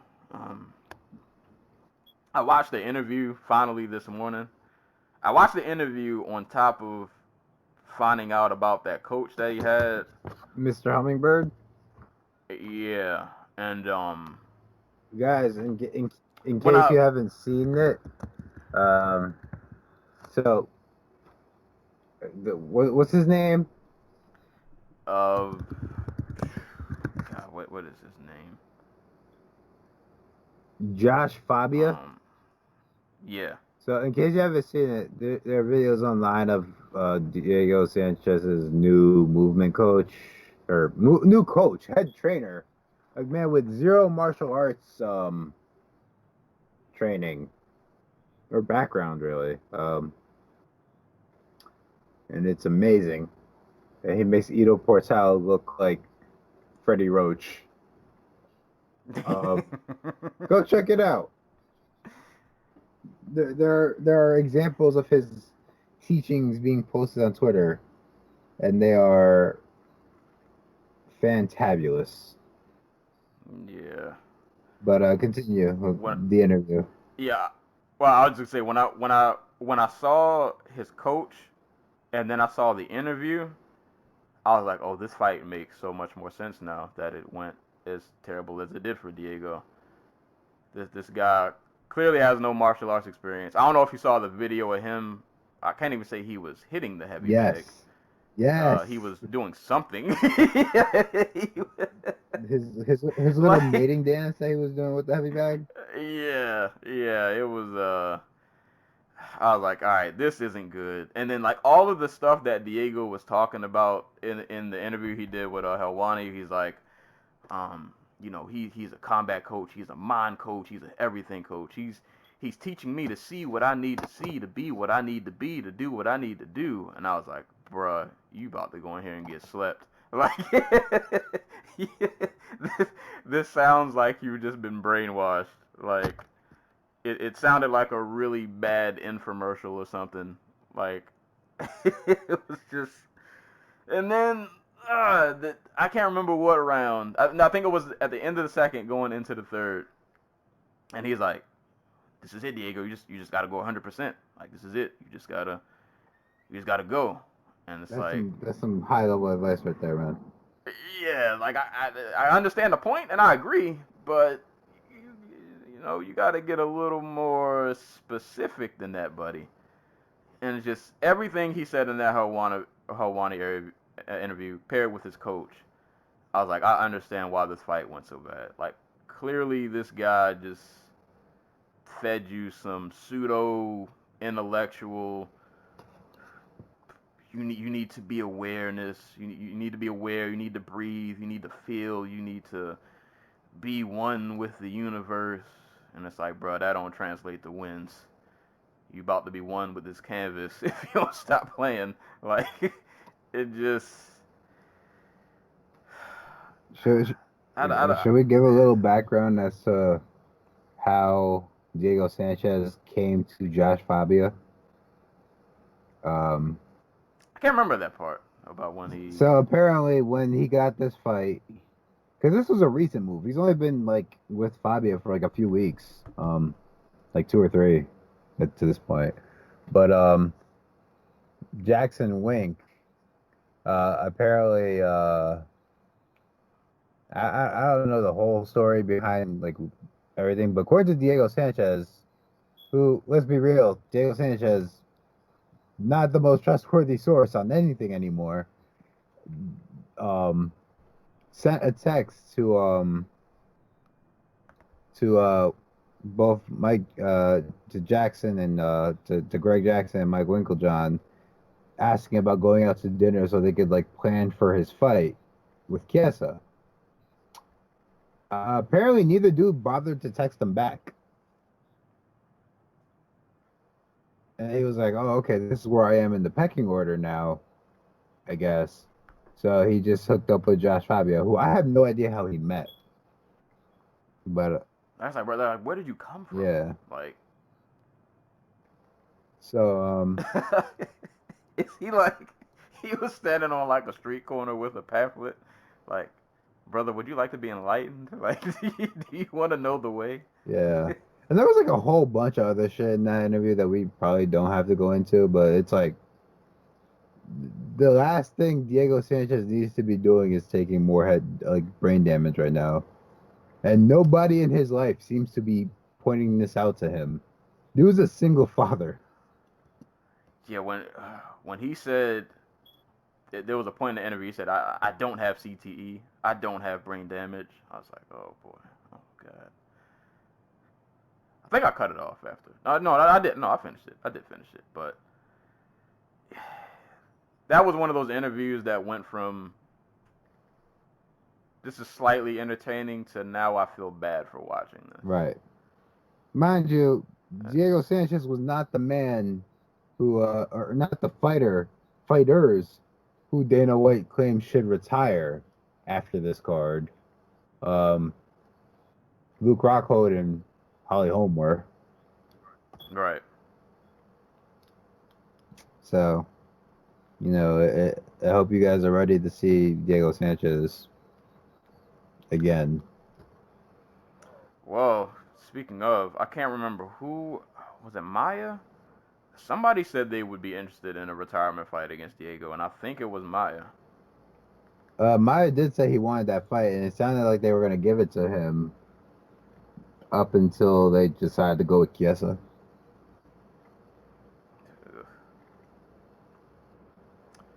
Yikes. Yep. Just. I mean, if we're gonna have Diego Sanchez fight, I'd rather him just fight dudes with who are just gonna grapple with him. Like if we must continually watch him fight for whatever godforsaken reason, I'd rather see him fight grapplers.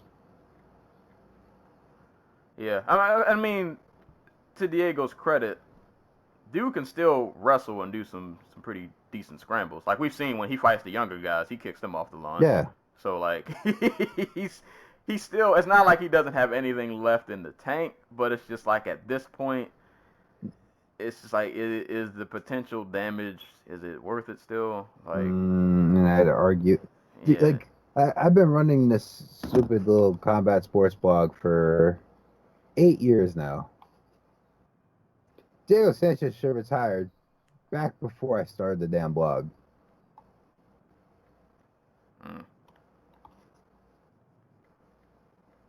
Like, and it's only gotten more and more egregious.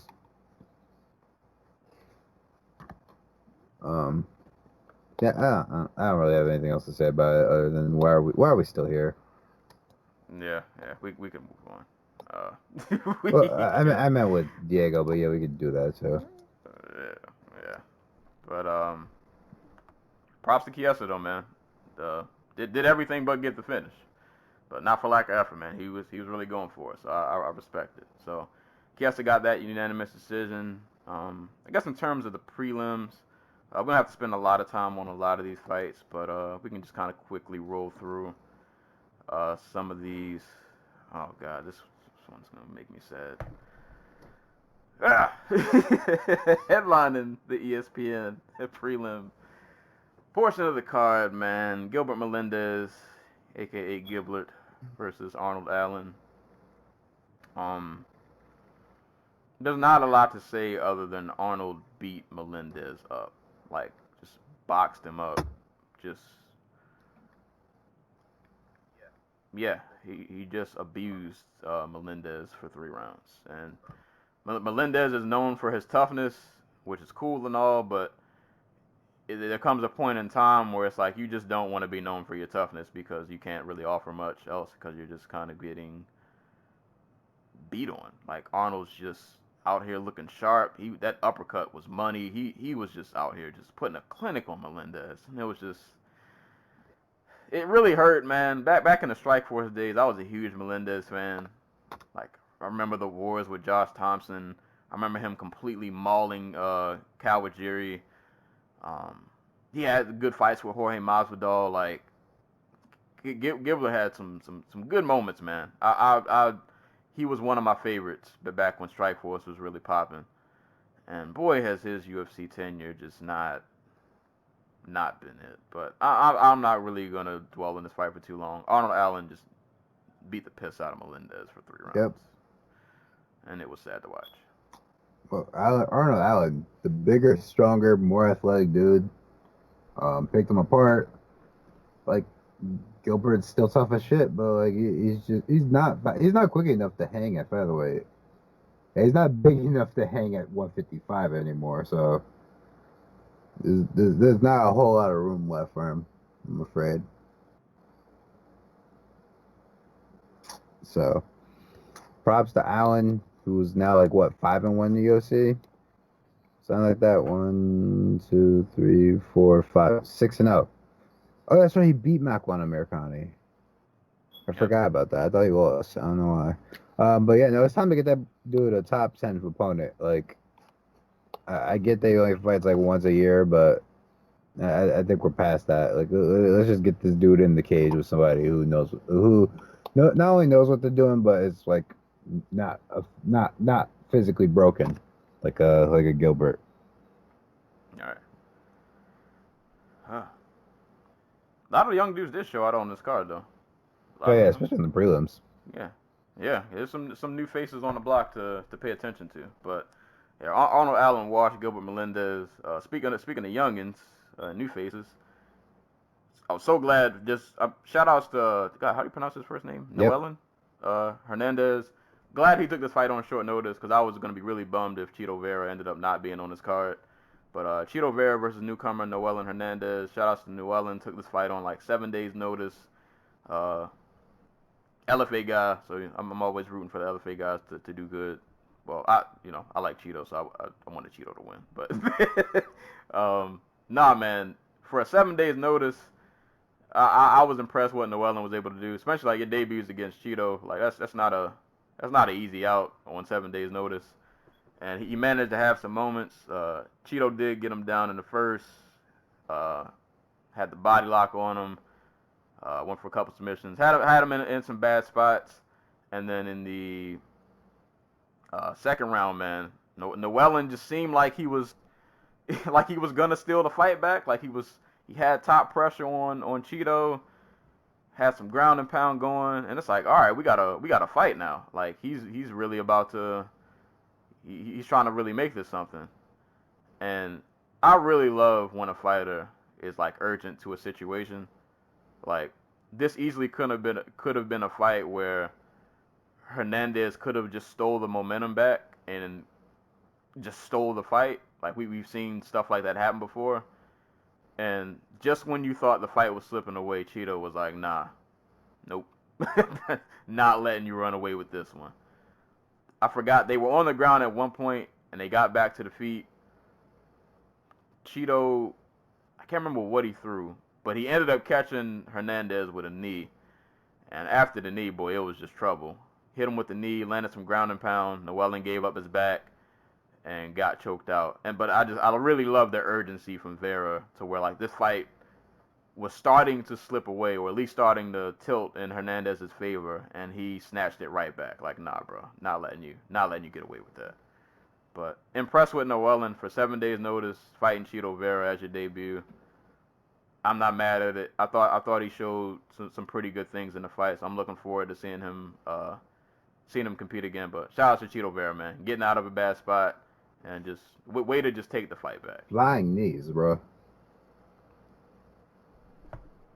That's the wave. That's the wave, huh? Yeah, I don't got anything to add to that. Like, good on Vera. That's like 4 in a row, I think now. So, well, hopefully he keeps it going. Like, it's hard to root against Vera. Dude was out here fighting so that his daughter could have surgery to smile again, and now he's in it for a title. Hey. And looking good while he's doing it. So, yep. Bantamweight once again, man. Just so much fun. So much fun in that division everywhere. But yeah, Chito Vera got a rear naked choke submission over Noelin Hernandez. Moving on to women's strawweight, Claudia Gadelha versus Randa Marcos. I was really looking forward to this fight, and it did not give me what I guess what I thought. I just expected. I was looking forward to this fight because I expected urgency out of both of them. Like, for Marcos, I was like, this is a big fight. Like, this is a big name, a recognizable name. Like, if you go out and show out against her, like, this will do some good for you. Like, you get a chance to really make a statement. And for Gadelha, like, she's been kind of spotty in her last couple performances. So I thought she would just really come out with something to prove. And albeit Gadelha won, but the fight was just kind of left a little more to be desired. Like, there were just a lot of moments where nobody was really doing anything too crazy. It felt like they both kind of played it safe. Like, nobody shot for a takedown, which was kind of wild, or nobody landed a takedown. Like, it was just a lot of things that were inconsequential. Just a lot of, I don't know. I mean, Gadelha landed a couple of good shots, a couple of good punches, the one combination she threw, the jab, uppercut, hook, that landed basically every time she threw it, but she didn't throw it a lot.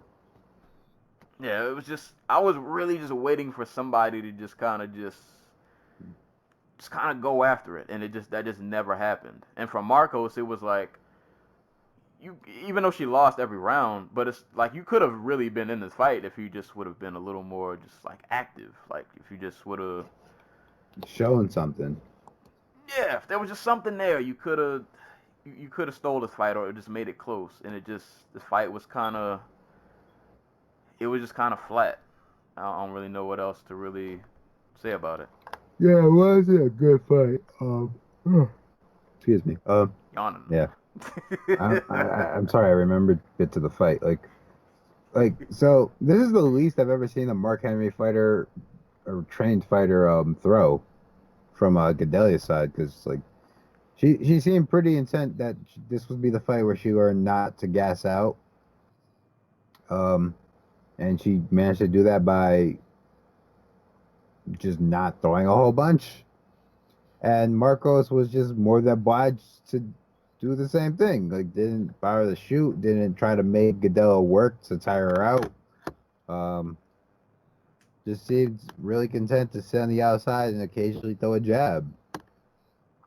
There's not a whole lot to that. Like, this seems pretty part of the course for Marcos, who every time she wins a fight and looks like she's about to like turn the corner and become like a real problem, just decides to give the fight away to her opponent. You hate to see it. Because like the thing, like she had so much potential, like, but for whatever reason, like it's just never been able to manifest itself for her. What you call it? Hold on. Her stance, like I think we've talked about it before, but her stance just bothers the shit out of me. Cause like, all right, you want to be a back foot fighter. You're fighting with your back to the cage. You're not coming forward. Okay, cool, whatever. So why is all your weight on your front foot and your back and your head's like in front of your feet, and like how is your back not like in constant pain? Like at least with Roy McDonald, he comes forward, so it kind of makes sense that he would have his foot on like his weight on his front foot. But like Marcos is there to be hit. Like she has all her weight on her front foot, and she's moving backwards. Like that's the easiest way to get hit. It's odd. It's bizarre. It mystifies and angers me. Now props to Gadelha. I guess she gets back in the win column. Probably doesn't get her name in title contention, but she might get the Tatiana Suarez fight because Suarez has to fight somebody, and Waterson and Joanna are booked. So yeah, this might be it. And yeah, good luck in that fight. Good luck. But I don't know. Maybe because did she move to a new camp for this, right? This was her like first time. yes, I think this is her first time with Mark Henry. So maybe adjustment period. I'm not gonna. Yeah, maybe adjustment period. You got to get used to the new coaches, new game plan. So I think the next fight will be more telling. By then she should be a little more adjusted, a little more settled in, so we can see. I think the next fight will probably let us know more of what we need to know. But if it's against Suarez, I hope you have to be ready, because Suarez is gonna be about it. But Suarez also showed some vulnerability in her last fight, so I don't know. These two might be good for each other. That might be the matchup to make. But nonetheless, Gadelha got the win, so congrats to her. And rounding out the ESPN portion, prelims, Song Yadong versus Alejandro Perez. I've been high on Song Yadong. I love watching this dude fight. I don't even remember much of this fight until the KO, where Alejandro just kind of blindly throws this low kick that he doesn't really set up, and Yadong just blasts him with a right hand. Just picture instantly. perfect counter to that naked low kick. Like, doesn't get much cleaner than that. Yeah, and that was all she wrote. Another guy at bantamweight, man.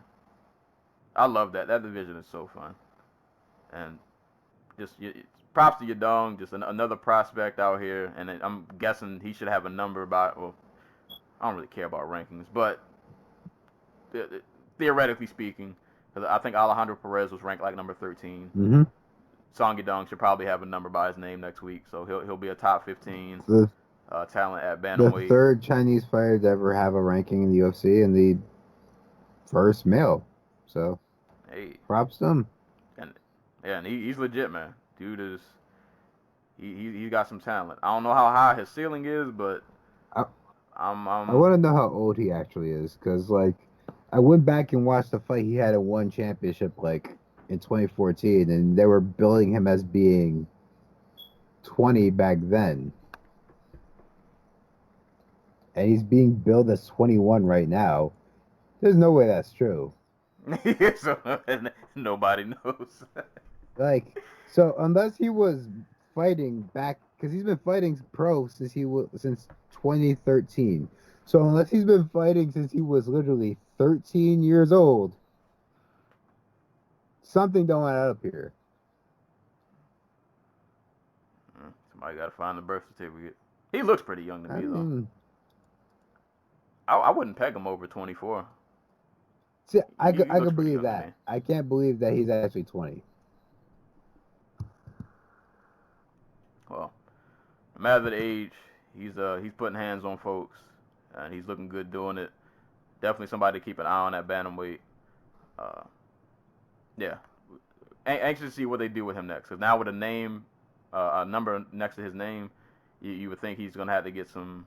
And he's been fighting pretty like decent, solid competition, but interested to see just how they bring him along, like who they match him up with next. How high of a step up will he get next time? Do you do something like put him in that China card? I mean, you have to. You got to. I say book him against like Thomas Almeida or something. Don't do that to Almeida. Hey, Thomas Almeida's still ranked. You talk about a guy that, bro, I was on the Almeida train. Yep, like, same here. I was convinced. This man had me sold. Like, oh, he is. I was like, I don't know if he's going to be a champ, but he's definitely getting a title shot. Like, this man is going to find his way into a title shot. When you start off 4-0, like, it's hard not to root for you, man. And he just, boy, did he fizzle out. God, that just got real depressing. I gotta move on. But congrats to Song Yadong, man. Really, really good prospect at bantamweight. Always looking forward to his fights, and like I said, he'll have a number next to his name, so we'll see who they match him up with next. And I guess we can just kind of quickly just run through these ESPN Plus prelims.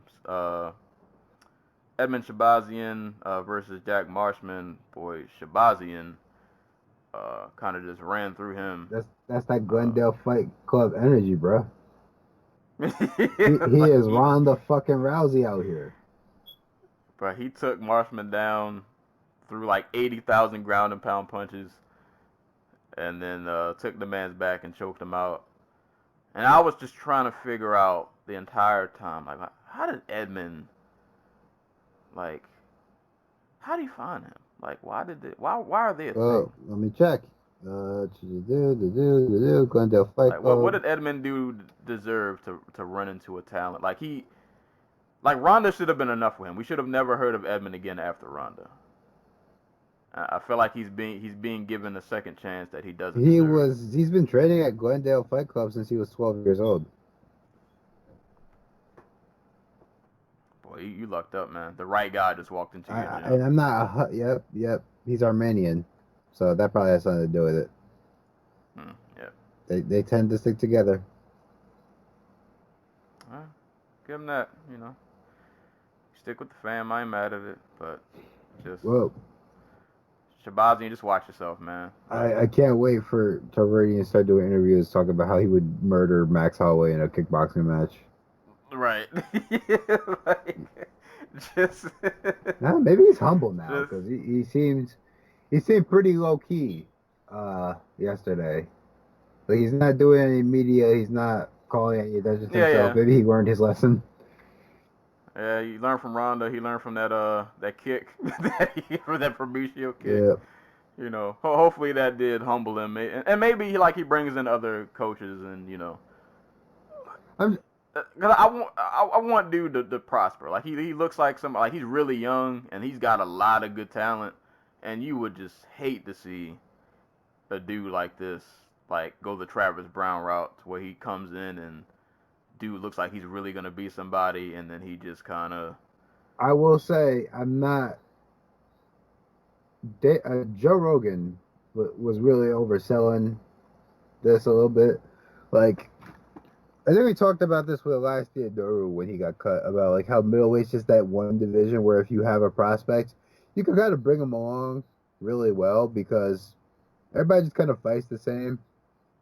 Right. Nobody's really athletic. Everybody's kind of tough, but like they're breakable still.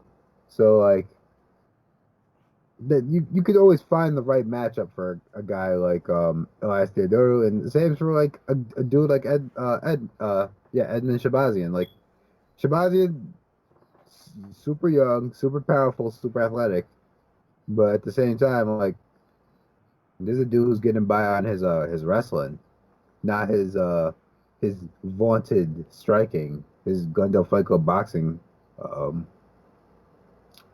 Like we're still a year. We're not even a year removed from him getting like a gift decision over Darren Stewart. So I pumped the brakes a little bit on calling him like, legit. He is a very intriguing prospect though.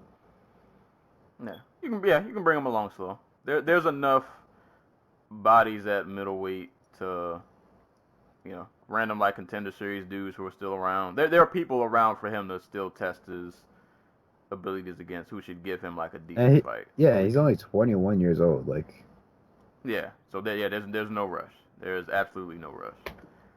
No need to burn the man out before he even gets started. But for now, so far so good. So congrats to Edmund. Got a submission over Jack Marshman. Moving down to welterweight, Chance Rencounter versus Ismail Narodiev. AKA Austrian Wonder Boy. Yeah. I cannot believe Michelle Prazeres' potential title shot got wasted for this. I am so angry. It's wild. I forgot the odds, but Chance was a crazy underdog in this fight. And boy, did he just... Every time this fight went to the ground, Ismail had nothing. Like, and Chance just seems like one of those dudes, like, it's not the prettiest to watch. It's not the most entertaining, but dude is just extra tough and can grind you out, and he doesn't really go away because he ate some shots. He ate a couple of clean shots, and he just kind of ate them and just kept going on business as usual. I spent most of this fight trying to think up a nickname for Chance Rencounter that had to do with Chance the Rapper, and I came away with nothing. So if you're wondering where I was during this fight, that's what I was thinking about. Yeah, Chance. Oh, every time I see his name, I'm like, he just seems like the generic creative player. Like he's the base. He's like the base fighter that they start you off with. Like, and props to him. Like he survived that early blitz from Nardiev where it looked like he was going to knock him out in less than a round. Also, that sweet ass throw / reversal that Nardiev hit in the first round, where he gets the overhook, tries to go for like a hip toss, doesn't get it, literally just drops all his weight between Rencounter, hits a cartwheel, and then ends up in guard. It's just great stuff. Yeah. But not enough. Rencounter freaking just takes him down repeatedly over the course of the second and third round, gets the decision. Yeah, and if anybody betted on Chance, he won you some good money. He definitely won you. I cannot remember the odds, but he was definitely a heavy underdog. So, shout out to Chance, man. A fight that probably, according to odds, he was not expected to win whatsoever, and he went out there and won it pretty handily. Mm-hmm. And I think he's one of those dudes who did. I can't remember his story. Like I remember if he recently started training full time or finally like was able to move out to like another gym. But whatever the circumstance was, whatever he did worked. Yeah. Like, it's clearly benefited. I know dude's what you call it? JUCO champion, JUCO champion. Much like main eventer John Jones. So I think we know what career trajectory he's going for. Chance to encounter versus Kamaru Usman. Yeah. He's going to be one of those guys at welterweight that, like, somebody's going to rush a prospect too quick and they're going to fight him and he's going to be too tough to not go away. I mean, that's what this was. Yeah, that's what's Chance's, that's going to be his UFC, I didn't know Chance to encounter was actually like Native American. Yeah, he mentioned it in the post fight. He comes from like a really small like reservation. Osage Nation, Oregon, I think. Yeah. He said he comes from a real. He gave them a little shout out in his post fight speech. Oh, cool. I was always curious, like, why is his fucking nickname the Black Eagle? Right. Yeah, like I said, there's nothing about you that makes me think of that name, but no, he got the stripes, he got the lineage. I respect it. So shout out to Chance for encounter, man. Went out there and got a. I said Oregon. I meant Oklahoma. My bad. That's where Osage Nation is. No. Well, shout out to Chance, man. Went out there and got it done. Last fight of the card, women's bantamweight. Julia Avila versus Pani Kianzad. I don't remember this fight in a ton of specific detail, but all I remember thinking while I was watching it is, man, Avila is putting some hands. Like, she is, Penny was just kind of out there surviving. She was eating some shots, boy. Julia was bringing it. If Julia Avila ever learns to just not crowd her punches when she comes forward, she's going to be putting a lot of women out on the feet. Like, she cracks so freaking hard. And I want to actually start by saying props to Pani Kianzad, who it kind of looks like she's got the beginnings of like a Jack Marshman style kickboxing approach, like a boxing approach, I should say, where like she's got these long combinations and like she can throw like 3 or 4 punches and move out the way. But like defensively, there's nothing there, and every time Avila decided to just plant her feet and like blitz forward, it worked. So, like Avila's grade A prospect. Sucks that like there's nobody in this division for her to fight. Which just means she wins 2 or 3 more fights. And then she gets Amanda Nunes. Let's go. I mean, it'd be a matchup between 2 powerful ass punchers, so I'm down with it. But it's not a fight she wins. Yeah, you hate to see somebody get rushed to the grave. Yeah. I'm hoping they book her quickly, because like, if you need contenders, you need her to be ready, and the quickest way to get ready is to fight and fight often. Right. So keep her ass in camp. Like, she's too fun to keep on the shelf. Right. And just thank God a new person at bantamweight. Like, thank God. Just be a new face, man. We need you. We need you around. We need you to stay around and just keep being consistent. We need you. But yeah, congrats to her, man. That was a really fun fight. She looked really good. So congrats to Julia Avila, and that was UFC 239, man. I almost feel like that snake robbed this night from me because I was having a blast watching this card. Oh yeah, it was a great card. This is some of the most fun I've had. Just sheer enjoyment of me just enjoying just quality fights, even fights I didn't care about. I was enjoying, and that snake really just messed it up. It completely killed the buzz that I had going. But no, this card was awesome, man. This card was really. I gotta give props, man. Like I said, a lot of fights outside of this main and co-main event, I personally I wasn't like really looking forward to. But like after watching it, like, man, this was really good, man. From the prelims all the way up to the main card, just you couldn't ask for more. Like we got like 2 KO of the year candidates in one card. 3, really, because I'll throw Amanda Nunes in there. Prospects showing out. I think some people I feel like wanted more from the Jones fight, but I was happy with what I got.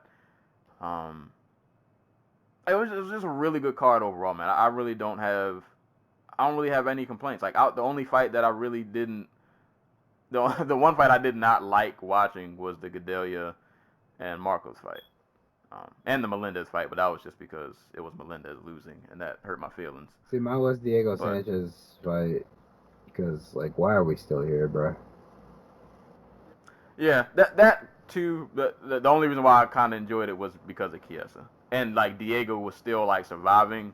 I was like, oh, he's still trying to like make something out of this. So It's like it was like slightly. I just like to entertaining. point out he still did eat over 100 strikes in that fight.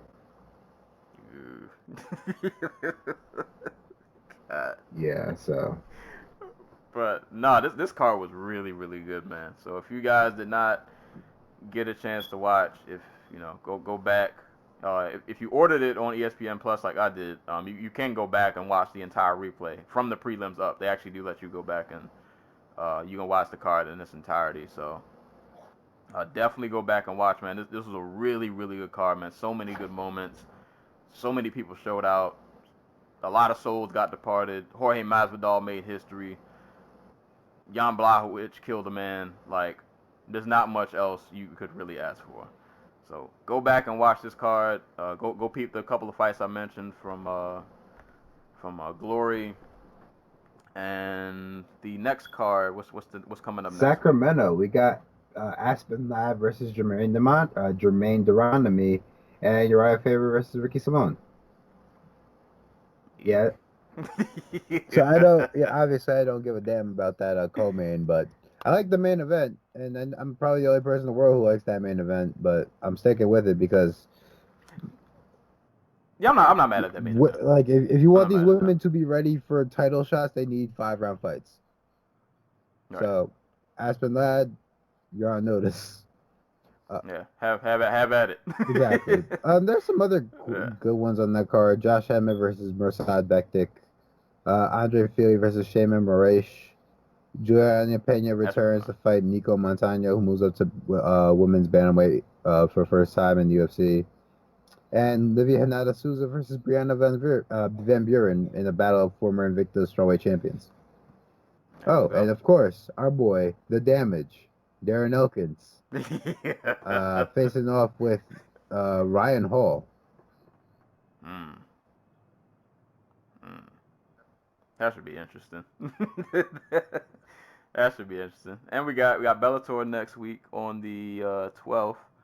Bellator 224, Julia Budd versus Olga Rubin, Rafael Carvalho versus Chidi Njokuani, Christina Williams versus Juliana Vasquez, Ed Ruth versus Kunichi Kunamoto. You got Leslie Smith making her debut against Sinead Kavanaugh. I will not mention that other gentleman's name because we will never speak of him again on this podcast. So that's Bellator, and then we also got PFL, which you mentioned earlier, coming up on the 11th. So you have Chris Curtis versus Magomed Karamov, Kayla Harrison versus Morgan Friere, Sarah Kaufman versus Roberta Samad, Ray Cooper III versus John Howard, Andre Filaho versus Zane Kamaka, Saad Boussi versus Glacio Franca. A couple more fights, a couple other women fights. I won't go through the whole card, but it's a pretty. Next week's gonna be fun. We got some good fights coming up between PFL, Bellator, and the UFC, and I'm pretty sure there'll probably be some other fights that I'm neglecting to mention that'll be there. But no, next week's gonna be fun. So there'll be fisticuffs to talk about next week. So make sure you guys tune in. We'll be here to cover it. But that's all we got for today's episode. So we can go ahead and close with parting shots and shout outs. I really need to start gathering my shots. I say that every week. I haven't thrown a shot at somebody in a while. I need to throw a shot. But I don't have any this week. But I do have a shout out. Shout outs to Corey, Coco, Gaff, or Goff. I don't know how you say that. If any of you guys pay attention to the tennis world, she is the 15-year-old who beat Venus Williams in the first round match of Wimbledon. She advanced to the round of 16. She is the youngest player to advance this far since 1991, when, I'm reading this from an article, since Jennifer Capriati made the semifinals as a 15-year-old. And also, Golf in her second round pulled a comeback against Polona Herzog of Slovenia, if I'm saying that right. So, 15-year-old prodigy basically out here. That's kind of wild. That makes me look at my life and just realize I did everything wrong. Like 15 and y'all here at Wimbledon, putting in work. But if you're interested in watching her play, Golf will be facing off against the number 7 seed Simona Halep on Monday. So if you're into tennis and you want to watch a 15-year-old prodigy continue her run, you can watch that on Monday at Wimbledon. And shout outs to the NBA Summer League, which is going down. Got to see a little bit of Zion, a little bit of RJ Barrett. Well, I guess you won't see Zion because he had a knee injury, so they're resting him. Got to protect the investment. But go peep some Summer League games if you haven't. They're pretty interesting if you want to see some of the young talent that you'll get to see a lot of next upcoming season. Go give the Summer League a look. So shout outs to Coco Gauff and shout outs to the NBA Summer League. I have a shot. YouTube. Stop giving me ads for payday loans. I know I'm poor. You bastards. Fucking garbage. Ugh. Shouts to the U.S. Women's National Team. They're currently in the 57th minute of the World Cup, which I've been watching here in the background while we've been recording. Win or lose, first, second place, always good. Hopefully they win. I don't care much for the Netherlands. What's the it is 0-0 in the 58th minute right now, so. Okay. It has been a violent ass game. Like the two chicks headbutt each other. Going. Yeah, I'm on ESPN just looking at the thumbnail, and I see some veins and some faces. Mm-hmm. Yeah, this looks intense.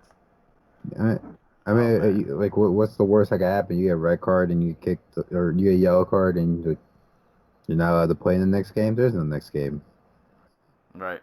Go all She out. just got kicked in like the elbow or some shit with a cleat. Oh God. Jeez. Yep. Oh, right in the right in the elbow. Somebody bringing the Muay Thai skills to football out there. But, yeah. Jeez, getting kicked with a cleat. That is. Yeah, I'm walking off the field. We got to fight after that. That's disrespectful. Is it as disrespectful as Jorge Masvidal just fucking saying, if I ever see Ben Askren at a Whole Foods, I'm slapping him. That little plank thing is going to play in my mind forever. Oh, I love it. I love it. Sometimes you got to get a little grimy, a little disrespectful. I like that. I like that. Shout out to Jorge Masvidal. Oh, man. But, yeah, man. It's been another episode of the Dojo Talk podcast. As always, man, thank you guys for listening. Be sure to check us out. SoundCloud, Apple Podcasts, Spotify, Google Play, YouTube. Look us up on social media at the Dojo Talk Podcast Facebook page, as well as the Instagram page. Send questions to dojotalkpodcast@yahoo.com. And you can hit me up on Twitter, as well as Twitch, at Serial Sensei. That is all we got for you guys today. So as always, anytime people are being punched and or kicked in the face, we will be there to talk about it. And until next time, we will catch you guys later.